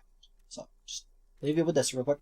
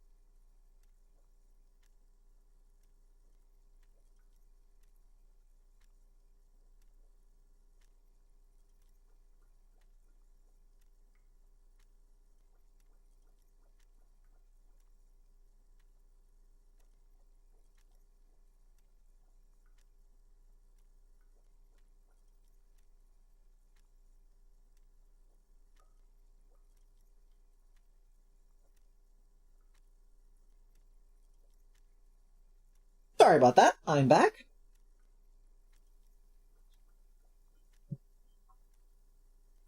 Hope you enjoyed the BRB screen, as I mentioned before, made by my good friend Kak. And the same materials being handed over to companies inside Revachol, Kuron, Coal City, La Delta, and Jamrock are listed among the many districts where the imports are being sold. I think interesting. It's hard to make sense of this thicket of company names, dates, quantities, and percentages. You try to focus, but the lines are getting blurry. Volition, let's go. Whatever's hidden here is hidden well. Concentration isn't enough. Only a trained accountant with a background in logistics would be able to really make sense of it. However, there is a little handwritten note stuck on the side of the drawer. Look at the note. It appears to be a to-do list written in large, uneven capital letters. Remember, Leo, Everard's shoes, special whirling borscht, water Everard's plants, sweep office floor, more banners. Everard shoes, special whirling borscht.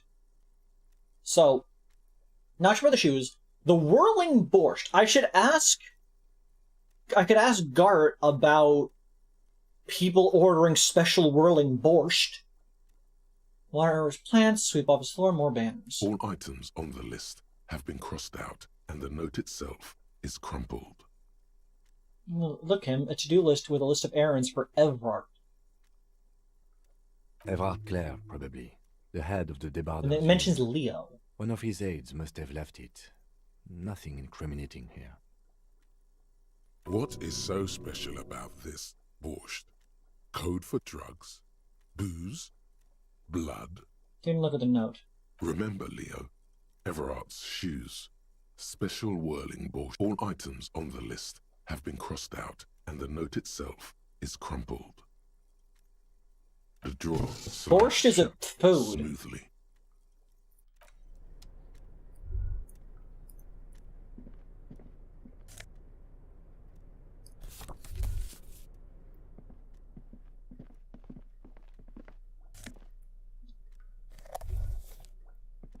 Medicine.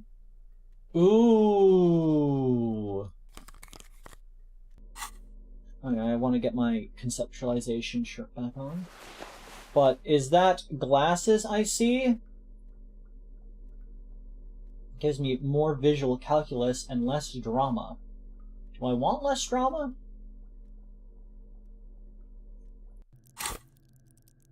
Drama's at 1. I could make drama 0.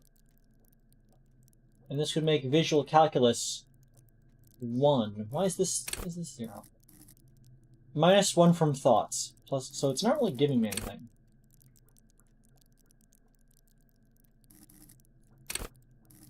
So basically I can make it so that visual calculus is 1 and drama is...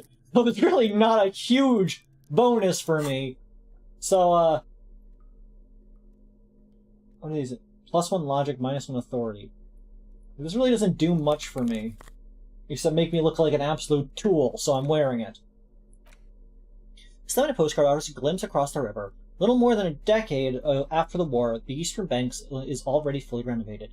Hillsides are lush with gardens and residents. Someone parked a small beige airship by the fountain. The will sell for a pretty penny. Interact book. The late intellectual organ of the Martinese communism. Offers a radical Mazovian perspective on a range of contemporary issues. The cover features a stylish portrait of the late King Frizzell, with a pair of white antlers growing out of his head. The front of this quarterly journal features a large satirical portrait of the late King Frizzell. From the sides of his head, a pair of white antlers spread to the corners of the cover. White antlers? Because white antlers are one of the symbols of communism. They represent a society in accord with the natural world and, at the same time, above it. A shameful way to treat a former king. Even one as underwhelming as Frizzell. Why Frizzell? Because Frizzell was incompetent, foolish, and cruel. In short, the embodiment of everything the communards wished to overthrow. It's satire, you see. The page would catch your eye. To your disappointment, there aren't any full-color pictures to direct your attention. Just column after column of closely set text, interrupted occasionally by little doodles in black and white. Reasonable. After rifling the pages with your thumb several times, you return to the table of contents. The magazine is divided into several sections. International development, Kunst und Kultur, and local concerns. Just inside the cover, there's also an editor's note. Read the editor's note. Comrade, as you know, this journal takes its name from Mazov's immortal expression, Du cristal à la fumée. This was his way of describing the way the rigid, crystalline structures of capitalist ideology turn to smoke under communism. But, like the structures of capitalist ideology, we too are at risk of going à la fumée, unlike many publications which are content to spoon-feed their readers reassuring drivel. La Fumée is committed to telling the radical truth, even when that truth may drive away potential subscribers. So please, if you value our radical Mazovian perspective on contemporary politics, culture, and international affairs, please consider subscribing today. Yours in struggle, the editors. Kim, I think this is a communist magazine. What do you expect? It was laying around the office of the Debarders Union. They're probably bankrolling the thing. You flip back to the front of the magazine. The table of contents unfolds before you. There's international developments. This section includes a long, tedious critique of the latest round of free trade negotiations between the EPIS nations and the Free State of Semenine. You also skip over an article about heavy fuel oil smuggling along the Messina border. Something about bear wrestling in Samara. Book rides in Yugograd. Face it, you really aren't interested in foreign affairs. You're not even sure where most of these countries are. You flip back to the front of the magazine. The table of contents unfolds before you. What is constant culture? It takes a moment, but gradually it dawns on you that Kunst und Kultur must mean arts and culture. As you leaf through this section, you come across several reviews of recent radio plays, as well as a brief artist spotlight featuring a local artist identified only as CS. Hot sandwich. The main feature, though, is a long essay titled Tip Top Tournée, a critical Mazovian perspective. We're the provost, yes. This so-called artist spotlight is really just a brief Q&A, made all the briefer by the subject's evident hostility to her interviewer. What is this tip-top tournée? The actual article is surprisingly light on details, but after skimming a page or two, you gather that it has something to do with motor carriage racing. Alright, what's these communists have to say about Tip Top? You think you're settling in for a relaxing recap of the most recent season, maybe sprinkled with some nice anecdotes about a few of the more colourful drivers. Instead, you find yourself skimming a 10,000-word feature about all the politically problematic aspects of Tip Top Tourney. What's wrong with Tip Top? Where to even start? For one, there's the crass commercialism of its sponsorships. And then there's the practically criminal emphasis on deadly motor crashes. Hang on, who wrote this stuff? Oddly enough, this article has 2 bylines. Nasteb Encolada Bernal and Exilus Buka. There's no way those are real names. Thanks, conceptualization. Wait, why aren't they real names? Have you ever met anyone named Exilus? Come on. They're plainly pseudonyms. I see. Weird. Exilus. Exilus is a cool name, though. I'd name somebody Exilus. Under capitalism, the article says, every pursuit has its price. Every pleasure, even one as elemental as the joy of racing others around a track, is reduced to an advertising opportunity. Thus, the so-called tourney becomes a competition between increasingly meaningless brand signifiers. Your discount laundry detergent racing against a pack of Astra cigarettes, or even a Frita. Right, but then you get to see them crash. And that precisely is what's problematic about it. Were it not for the promise of random, spectacular violence, audiences would quickly lose interest. At the end of the day, it's the destruction of these 750,000 real races that you're really watching for. No, I'm pretty sure I like it for the racing. Sure, you think that, but subconsciously, it's the visions of brand names being engulfed in flames that you crave. I don't know. My grandmother used to be in racing a lot. While crashes are interesting, I always feel bad for the people driving. This flimsy magazine is right. Deep down, you know the only true stakes are life and glory, or death by fiery dismemberment. I guess I've never really thought about it that That's much. because you haven't been reading critically. But don't worry. The whole point of these sorts of articles is to let someone else read critically for you. Can you know the Tip Top Tourney is actually an orgiastic ritual of capitalistic destruction? I had no idea. Considering that no one really watched Tip Top Tourney for the races. Oh, come on. Can this article read your mind? It seems to think so. A certain kind of young man reads 1 or 2 books and suddenly thinks he understands the secret structures of reality. If I had to wager, I'd say they've never even seen the inside of a motor, much less a motor race. I take whatever they write with a large grain of salt.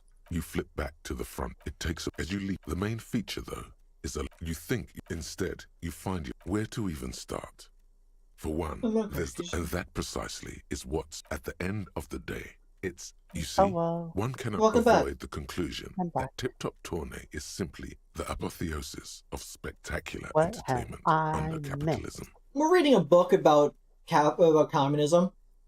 Did you know that Tip Top Tourney is actually an orgiastic ritual of capitalistic destruction? I had no idea. I can safely say the thought had never crossed my mind, Detective. It's too bad. I thought I liked Tip Top. You can still like it, Detective. Just because a couple of fools wrote an article doesn't mean it's true. If I had to wager... You flip back to the... It takes as you... The main feature. You think instead where to even start. And that at the end of the day, it's... You see, in my playthrough, one cannot... I can safely say the thought had never crossed my mind, so I did not get these Detective. interactions. What else really is just meant for life under I'm capitalism? sure most things are, if the young men who wrote this article are to be believed. If I had to wager, You flip back to the... It takes... As you leave the main feature, though... One more. You think, instead, where to even start. And that precise, at the end of the day, you see? Oh, come on. Can this article read your mind? No, I guess well, not. There you have it. No reason to get hung up on the... If I had to wait... You flip back to the front of the... Well, Unsurprisingly, much of this section is taken up with articles declaring unqualified support for the dock workers' strike. You skim the headlines. Paint the harbor red and white. Martinez tames the wild pines. A city in revolt. First we take Martinez, then we take La Delta. Finally, there's a brief article by the writer, G. Martin, accusing the owner of the Capeside Apartments of illegally attempting to evict certain communist tenants simply for not having paid their rent. Wait, Gaston Martin, the old man who was playing ball?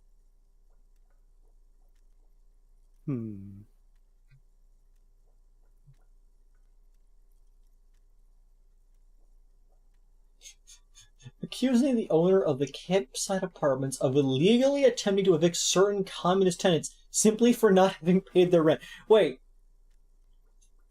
Claiming that they are illegally evicting people just because they weren't paying their rent. That is a perfectly reasonable thing to evict somebody for. That's in fact like the one thing you're allowed to evict someone for. By like certain. You're paying for services rendered. What? Damn communists should have killed a lot of them when they had the chance. Wait for the wild pines, all this mooch would be out of a job. Charging rent just to live somewhere is pretty outrageous. Wouldn't it be better for everyone if labor and capital could just reach some reasonable accommodation? Why should I get? There's nothing to do with me. According to these editorials, there can be no accommodation with the forces of international capital or their mucilaginous allies in the coalition. Why do communists love puerile insults? And they wonder why they're always being left out in the cold.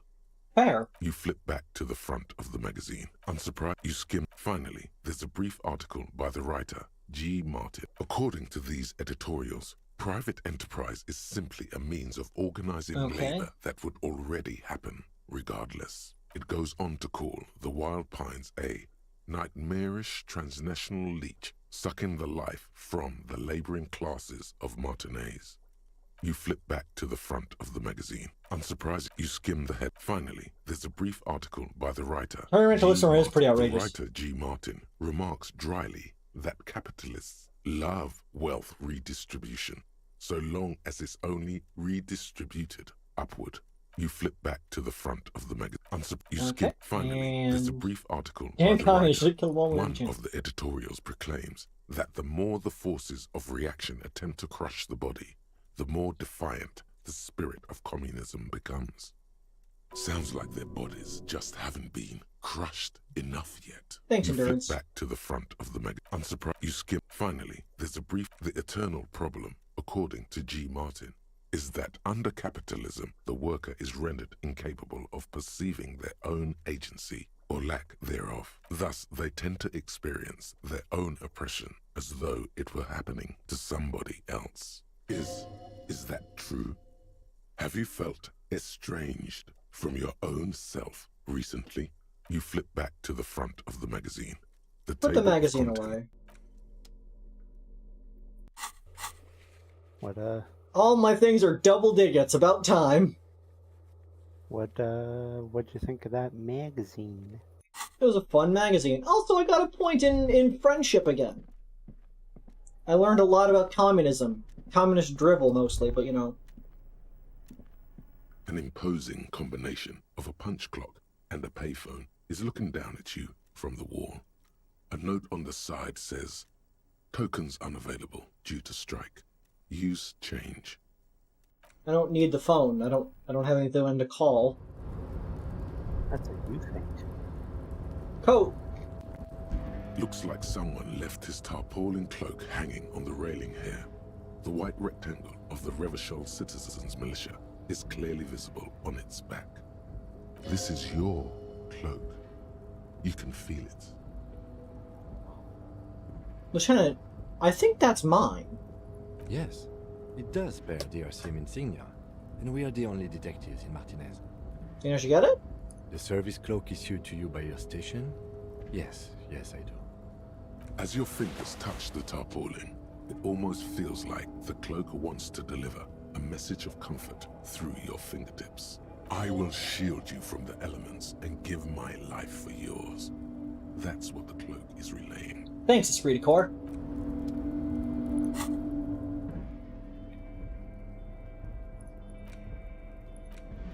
A police cloak made from heavy tarpaulin. It would be night, wind, and waterproof if there weren't 3 bullet holes scattered on the surface. Huh. The signature white rectangle of the RCM covers the garment's back. Take me the street, +1 shivers, know thy neighborhood. So this would be in the jacket slot, I presume. The jacket slot.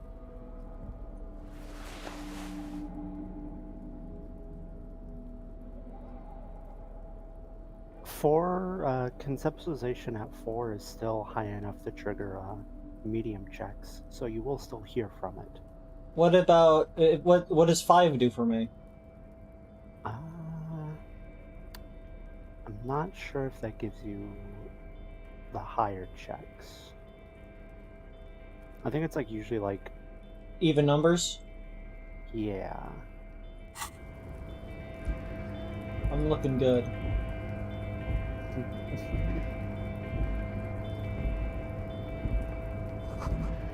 Collecting rainwater.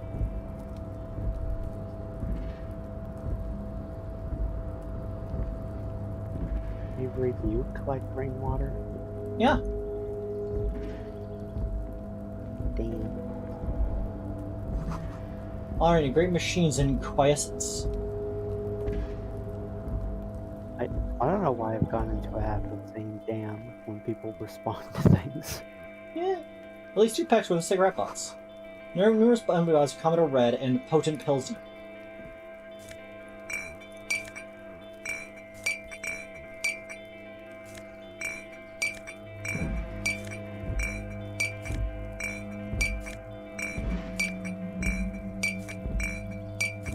We are rolling in the fucking dough.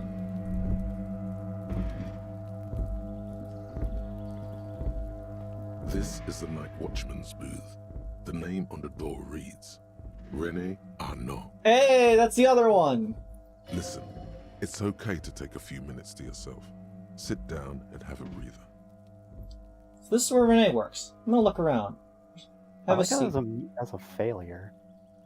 Yeah. If you must. But please hurry. We are pretty easy to spot up here. Nothing incriminating catches your eye. The cabinets are clean and their sparse contents meticulously organized. There's a framed photograph on the table. Take the It's picture. a black and white photo of a young couple out in a street fair. The man, René, is dressed in a Royal Carabinier uniform. The girl is young and very pretty. She is smiling playfully at the camera. René looks like he's about to smile.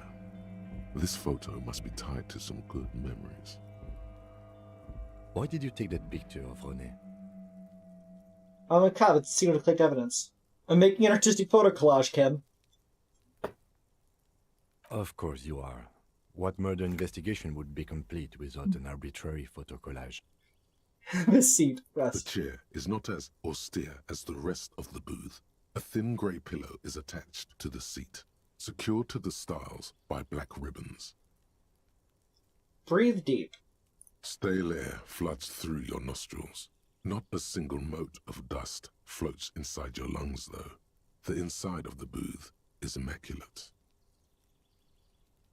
Here's something to help you out. The drawers are empty, save for old timesheets and receipts.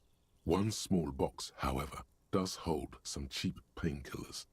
They are slightly out of date. Read the side effects. Oh boy, where to start? Elevated risk of dementia, mini strokes, prophet's disease, sudden death, hair death, erectile malfunction. Malfunction? Critical flatulence. What? Watery blood. What? Black mucus, uncontrollable weeping, Increased sensitivity to l'opera. Inoperable joint disorder.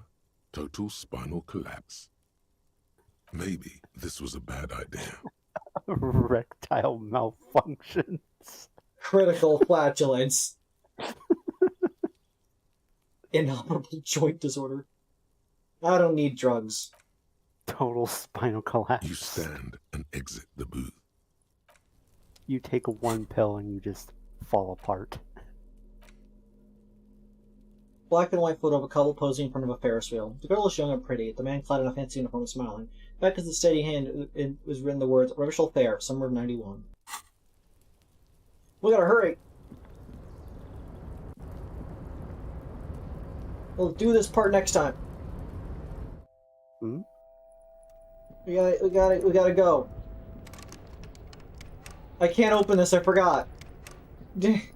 Damn, I can't go back to the Whirling Rags to talk to those people. I was trying to be sly and, like, you know, not talk to them because, you know, you want to be distracted first. So that you put them off their game. But I got distracted doing everything else first. One pine trees you print on the screen covering. It looks like a forest under snow. Positive eye of halogen lights watched you, emitting a low buzz.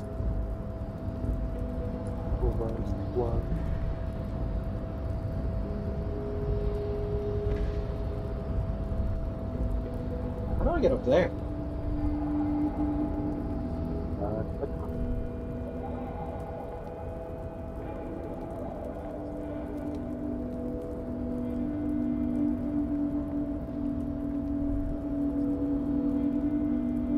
That's interesting.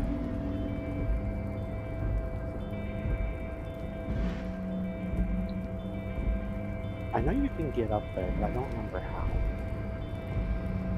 I need to wait until there's like a ladder or something.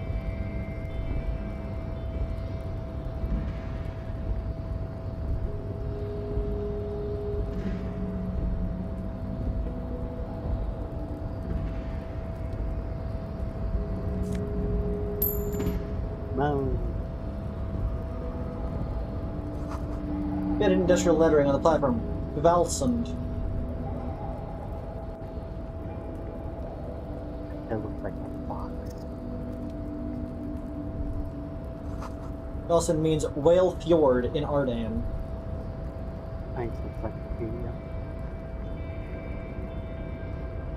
Were you one gonna click on that thing back there? Shipyard ahead is oddly quiet. The great machines are sleeping. Well, I assumed that was like... my first guess was that it was door control. More like snore control. A rusting control panel with several knobs. 2 buttons marked Marsh and Arrête are faded with use. It seems to control the large crane above. A container is attached to its hook block. Move and stop. Yeah. Arrête. The crane stands tall, proud, erect, and still. With a loud grind, the crane shifts overhead, moving a massive metal container through the air.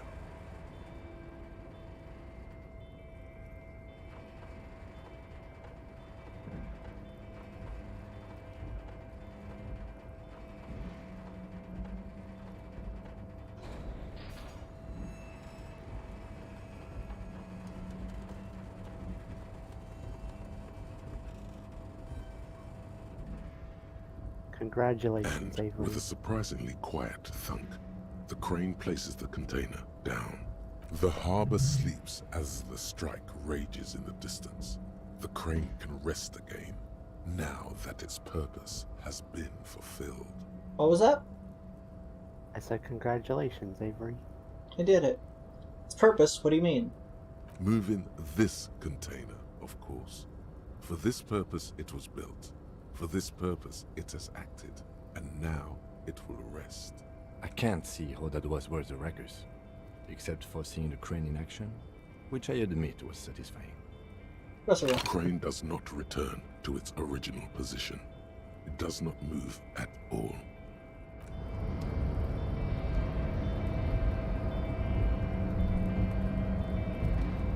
Before you stands a cargo container, just one of many in the yard. Lieutenant, I think there's something special about this container. Is this like your thing with that wall again? No, it's totally different. I don't want to paint it. I'm just drawn to it. Maybe? I can't tell. I think we should investigate further. There are a million containers here. Why are you fixating on this one? It's hanging from the cranes. It was hanging from the crane. You just picked one out because you wanted to interact with a cargo container. We are not here to interact with containers. We are here to get the body down from the tree. Knock on the door. No reply. The knock produces a hollow ring of metal. Doesn't sound like there's anything inside the container. Open the door. Attempt to turn the handle, to no avail. The doors seem to be mechanically locked. Fascinating. To your left, the lieutenant considers your actions with some puzzlement. Rhetoric, 0. +1, erratic yet thorough. +1, been in the world for 2 days. +1, money is all about trust.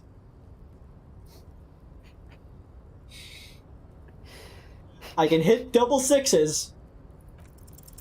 Why are you even trying to open a door with rhetoric? Because getting physical wasn't an option. Because what wasn't an option? Using my body over my wits. Now is not the time to get philosophical, detective. You can do that after hours. Persuade the door to open.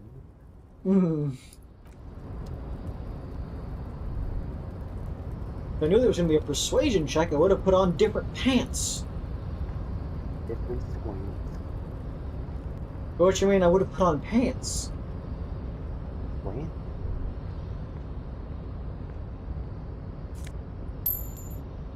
Avery, if you had to take a guess what's in that container, what would it be? Nothing. Well, that shit blew!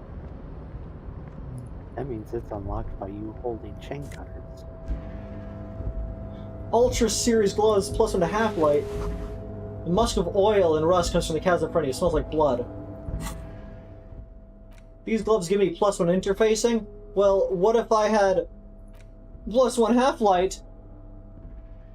For ultimate performance efficiency, these Fallen Ultra Series gloves come fingerless with grippy pattern covering the palms, making these ideal for quadrupedal movement or lifting cargo. Drip. Perhaps even squid. I'm squipping right now. You know I'm squipping. This nice thermos. It smells like burnt coffee.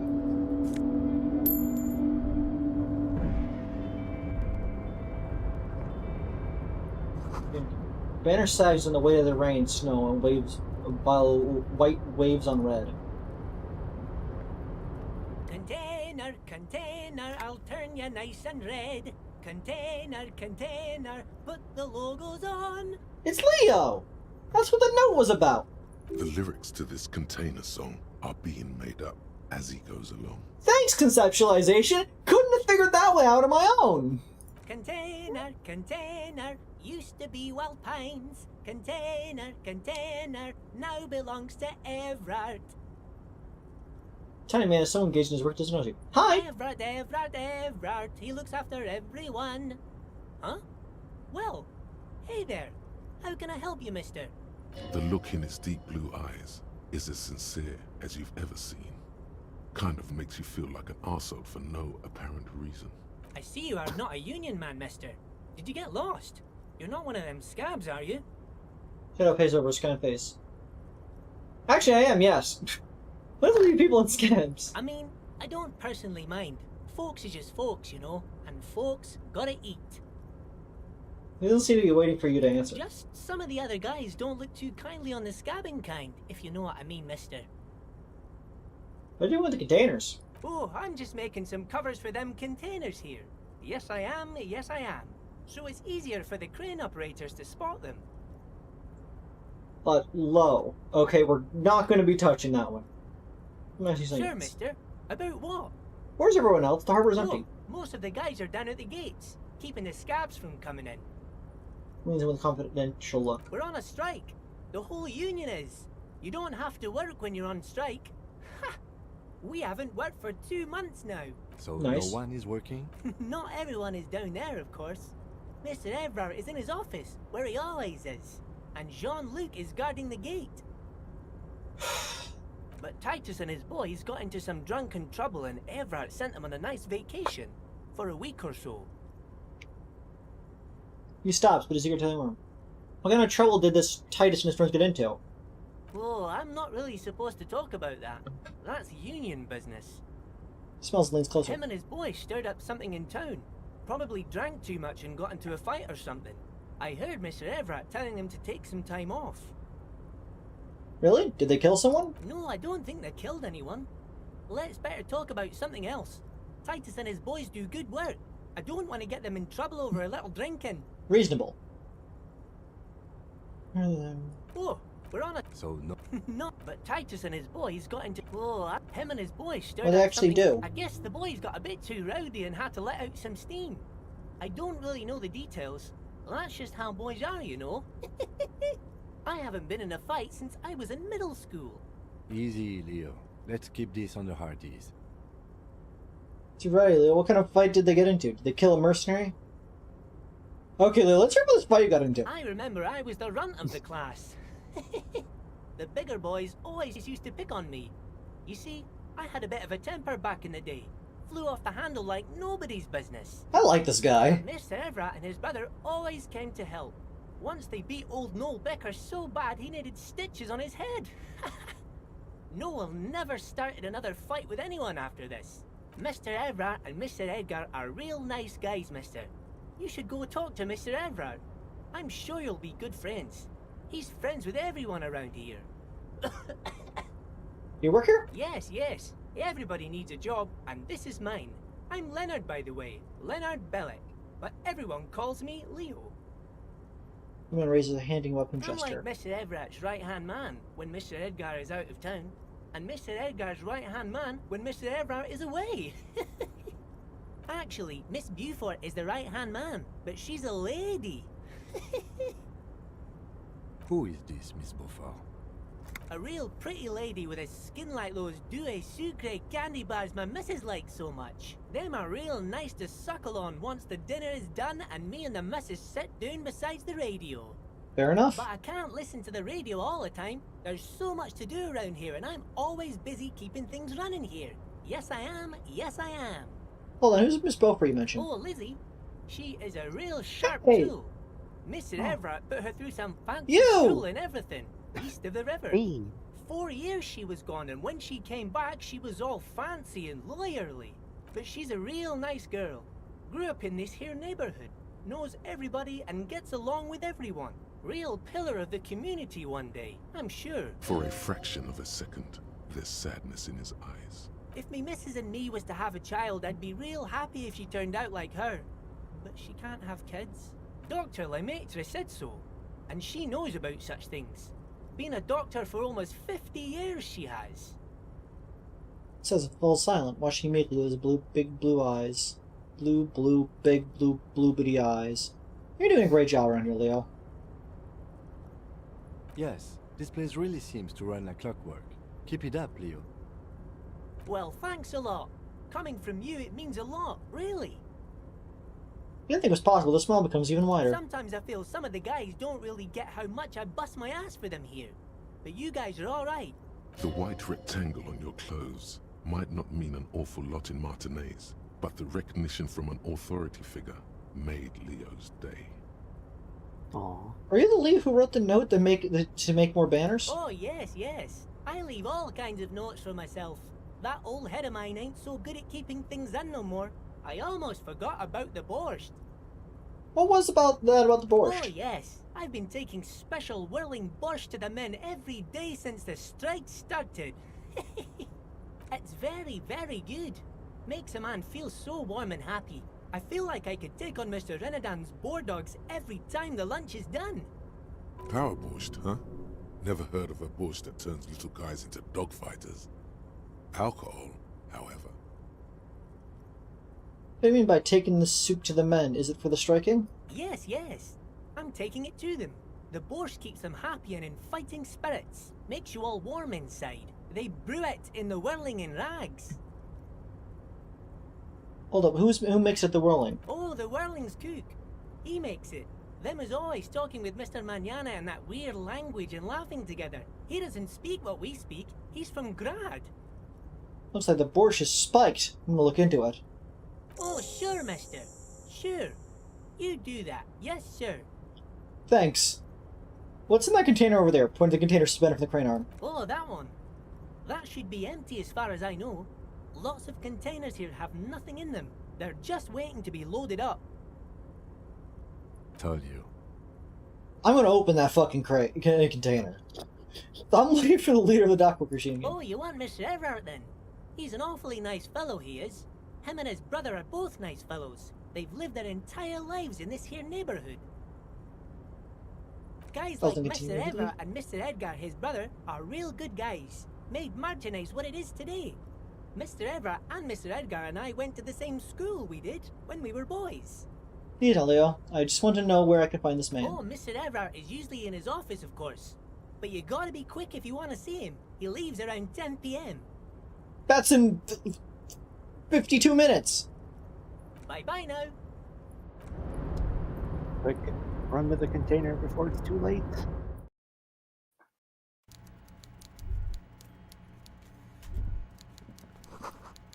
Coffee in the giant thermos is still lukewarm. Actually, Staring at pallets lighting up. I don't want to spoil it, but I will say this is a big interaction. Well, I can't leave. They don't let the door's locked. Well, I'm just telling you. Just I would save before talking to. Oh, you want me to metagame? I see. No, I'm just telling you to save in case things happen. All right. Well, in that case, I would also heal first.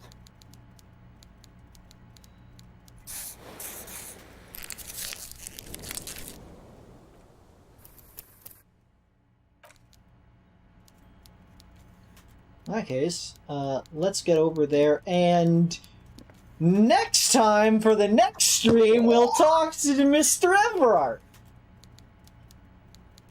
Thank you all for coming this evening as we continue our adventure in Disco Elysium. God damn we beat the shit out of Measurehead. We completely ignored talking to the Hardy Boys.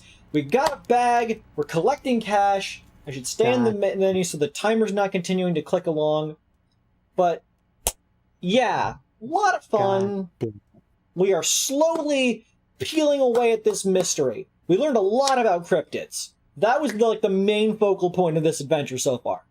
Learned a lot about this script. We learned about cockatoos. We read some books. Honestly, we did a lot of things that had nothing to do with figuring out this investigation. We took on like 3 different cases that have nothing to do with this. So, yeah. I'm glad you all enjoyed. Today's most loved viewer goes to Penrose for making me think of Midnight Tortellini. Least loved viewer is Hemdelman. Wellerman. What? Helderman. For dual-wielding Zweihanders, which is not a thing you should be doing. That's not how Zweihanders work. I will see you all in the next stream. Remember to, dislike, report, and block the usual things. And I will see you all next time. Remember to squaff, squoof, and squeef. Good night!